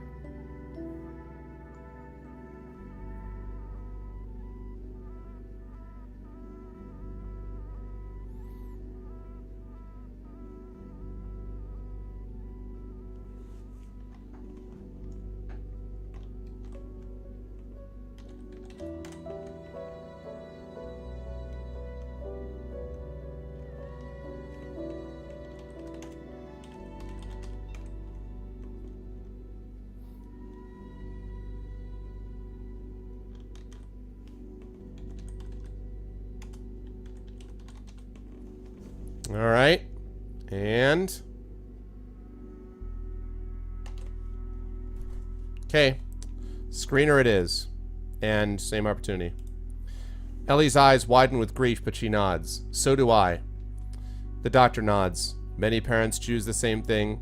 Very well, I'll schedule the screening, but no gene therapy. You schedule a surgical appointment for the following week at the front desk and leave the hospital in a somber mood. So that must be what happened to your father, Mom says on the phone that night after you've explained Algernon's disease. She looks wistful in the video feed. I thought that might be the case, you say.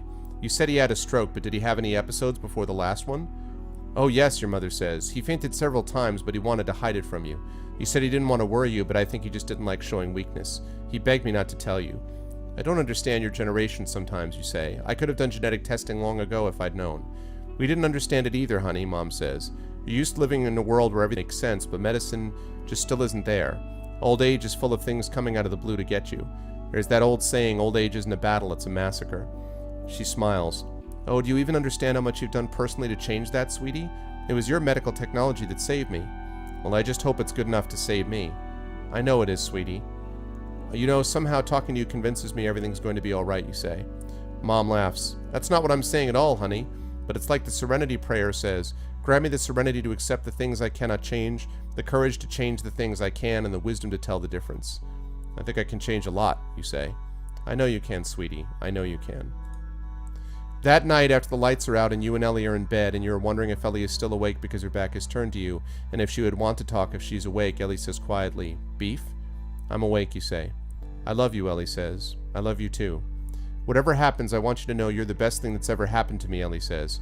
If I've sometimes tried to pull you away from your robots, it's only because I felt our best moments were often together. I wanted you to see what we had. See what we had, what we have. She squeezes your hand.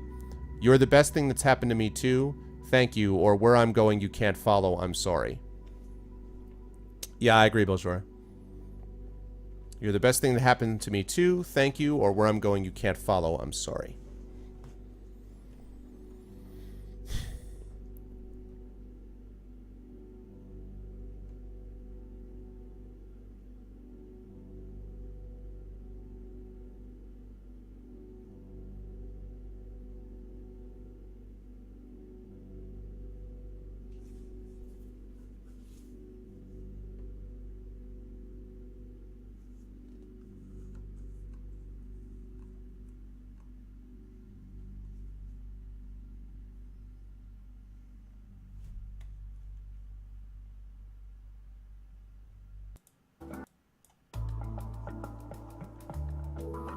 Thank you kindly.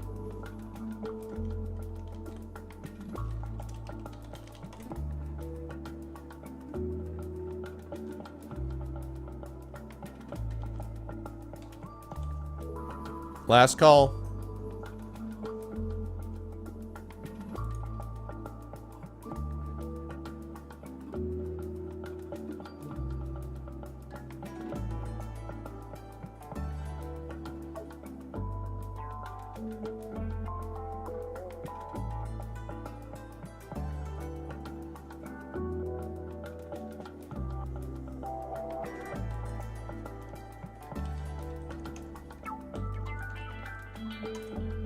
Okay.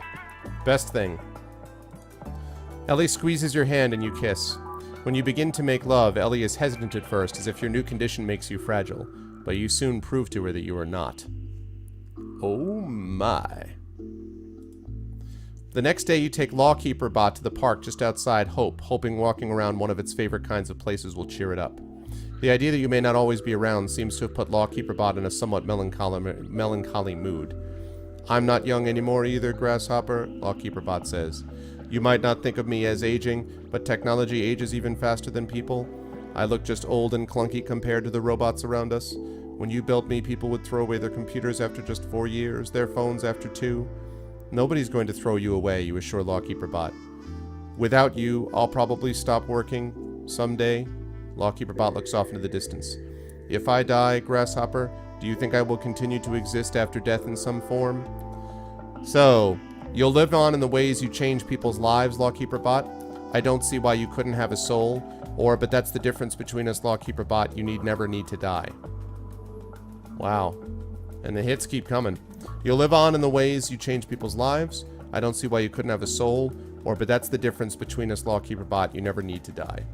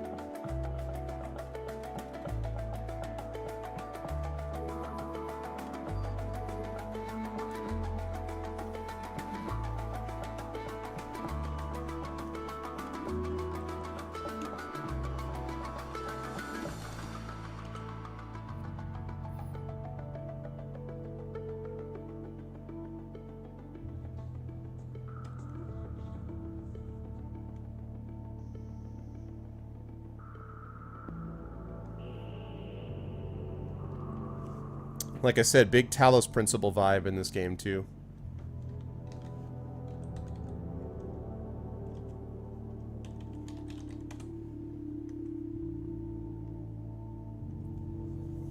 Four ways you change life. 4 votes. Never need to die. 4 votes. Couldn't have a soul. 3 votes. 4, 4, and 3. Well, 4, 3, and 4. Yeah.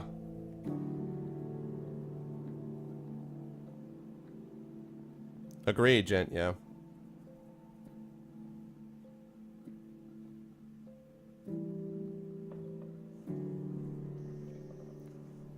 Alright, we need someone to break this tie, folks. 4, 4, and 3. We need someone to break this tie. Change lives. That's true. It did do that to Kami. That's true.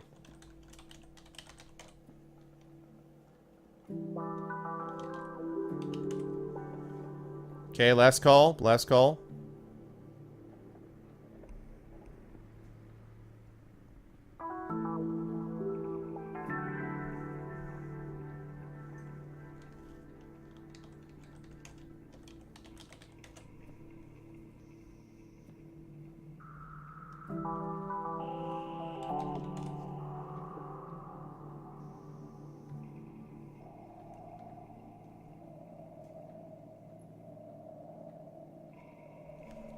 Still need someone to break that tie.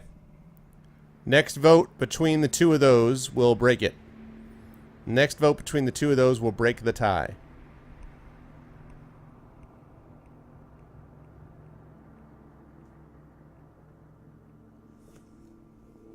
Yeah, split the difference and go with 2.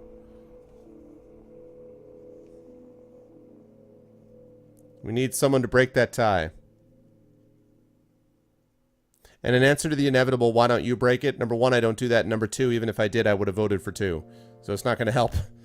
That would just give us 5, 5, and 4.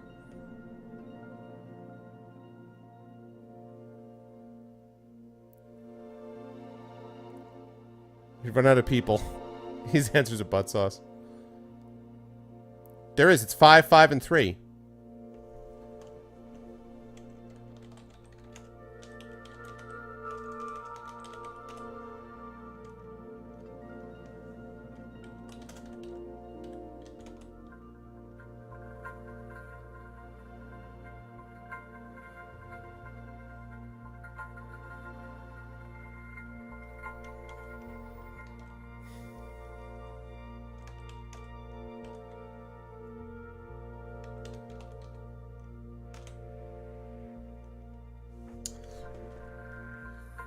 Okay, let's do that. So let's take out the you can't have a soul option because that got the lowest.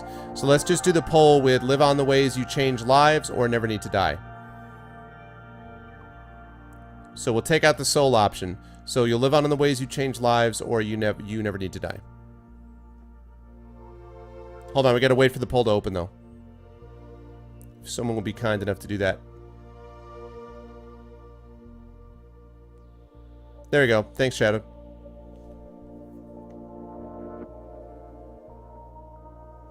Here, try again, Ghost. Try again, because it was before it, you know, wasn't there. So try again. You voted in the original poll? It didn't show it.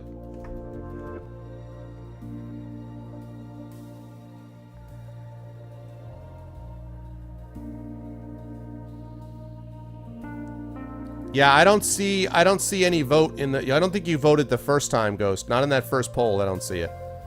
The first time I saw anything from you is when you said I don't see a tie.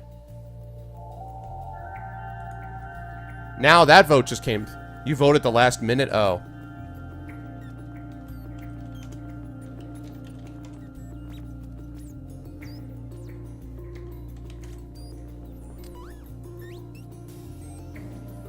Yeah, sorry, I guess I closed just before I voted.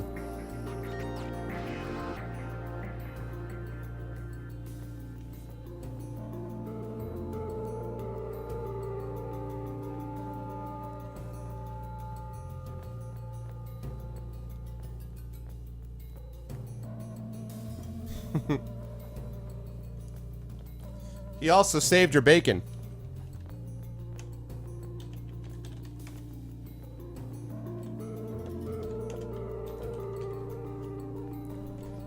Okay.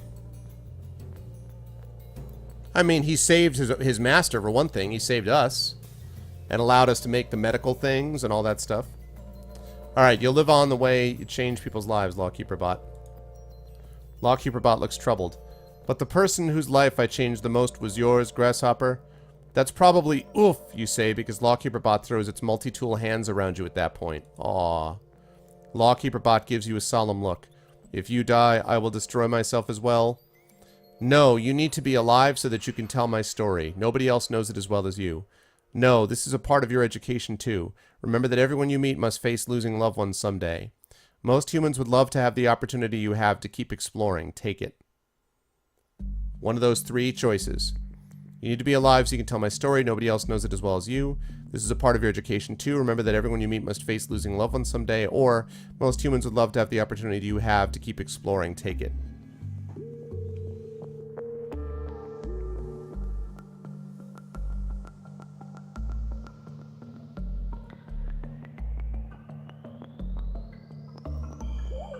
Oh, we got the transcoder? Nice. Just as we're closing in on the end here, huh?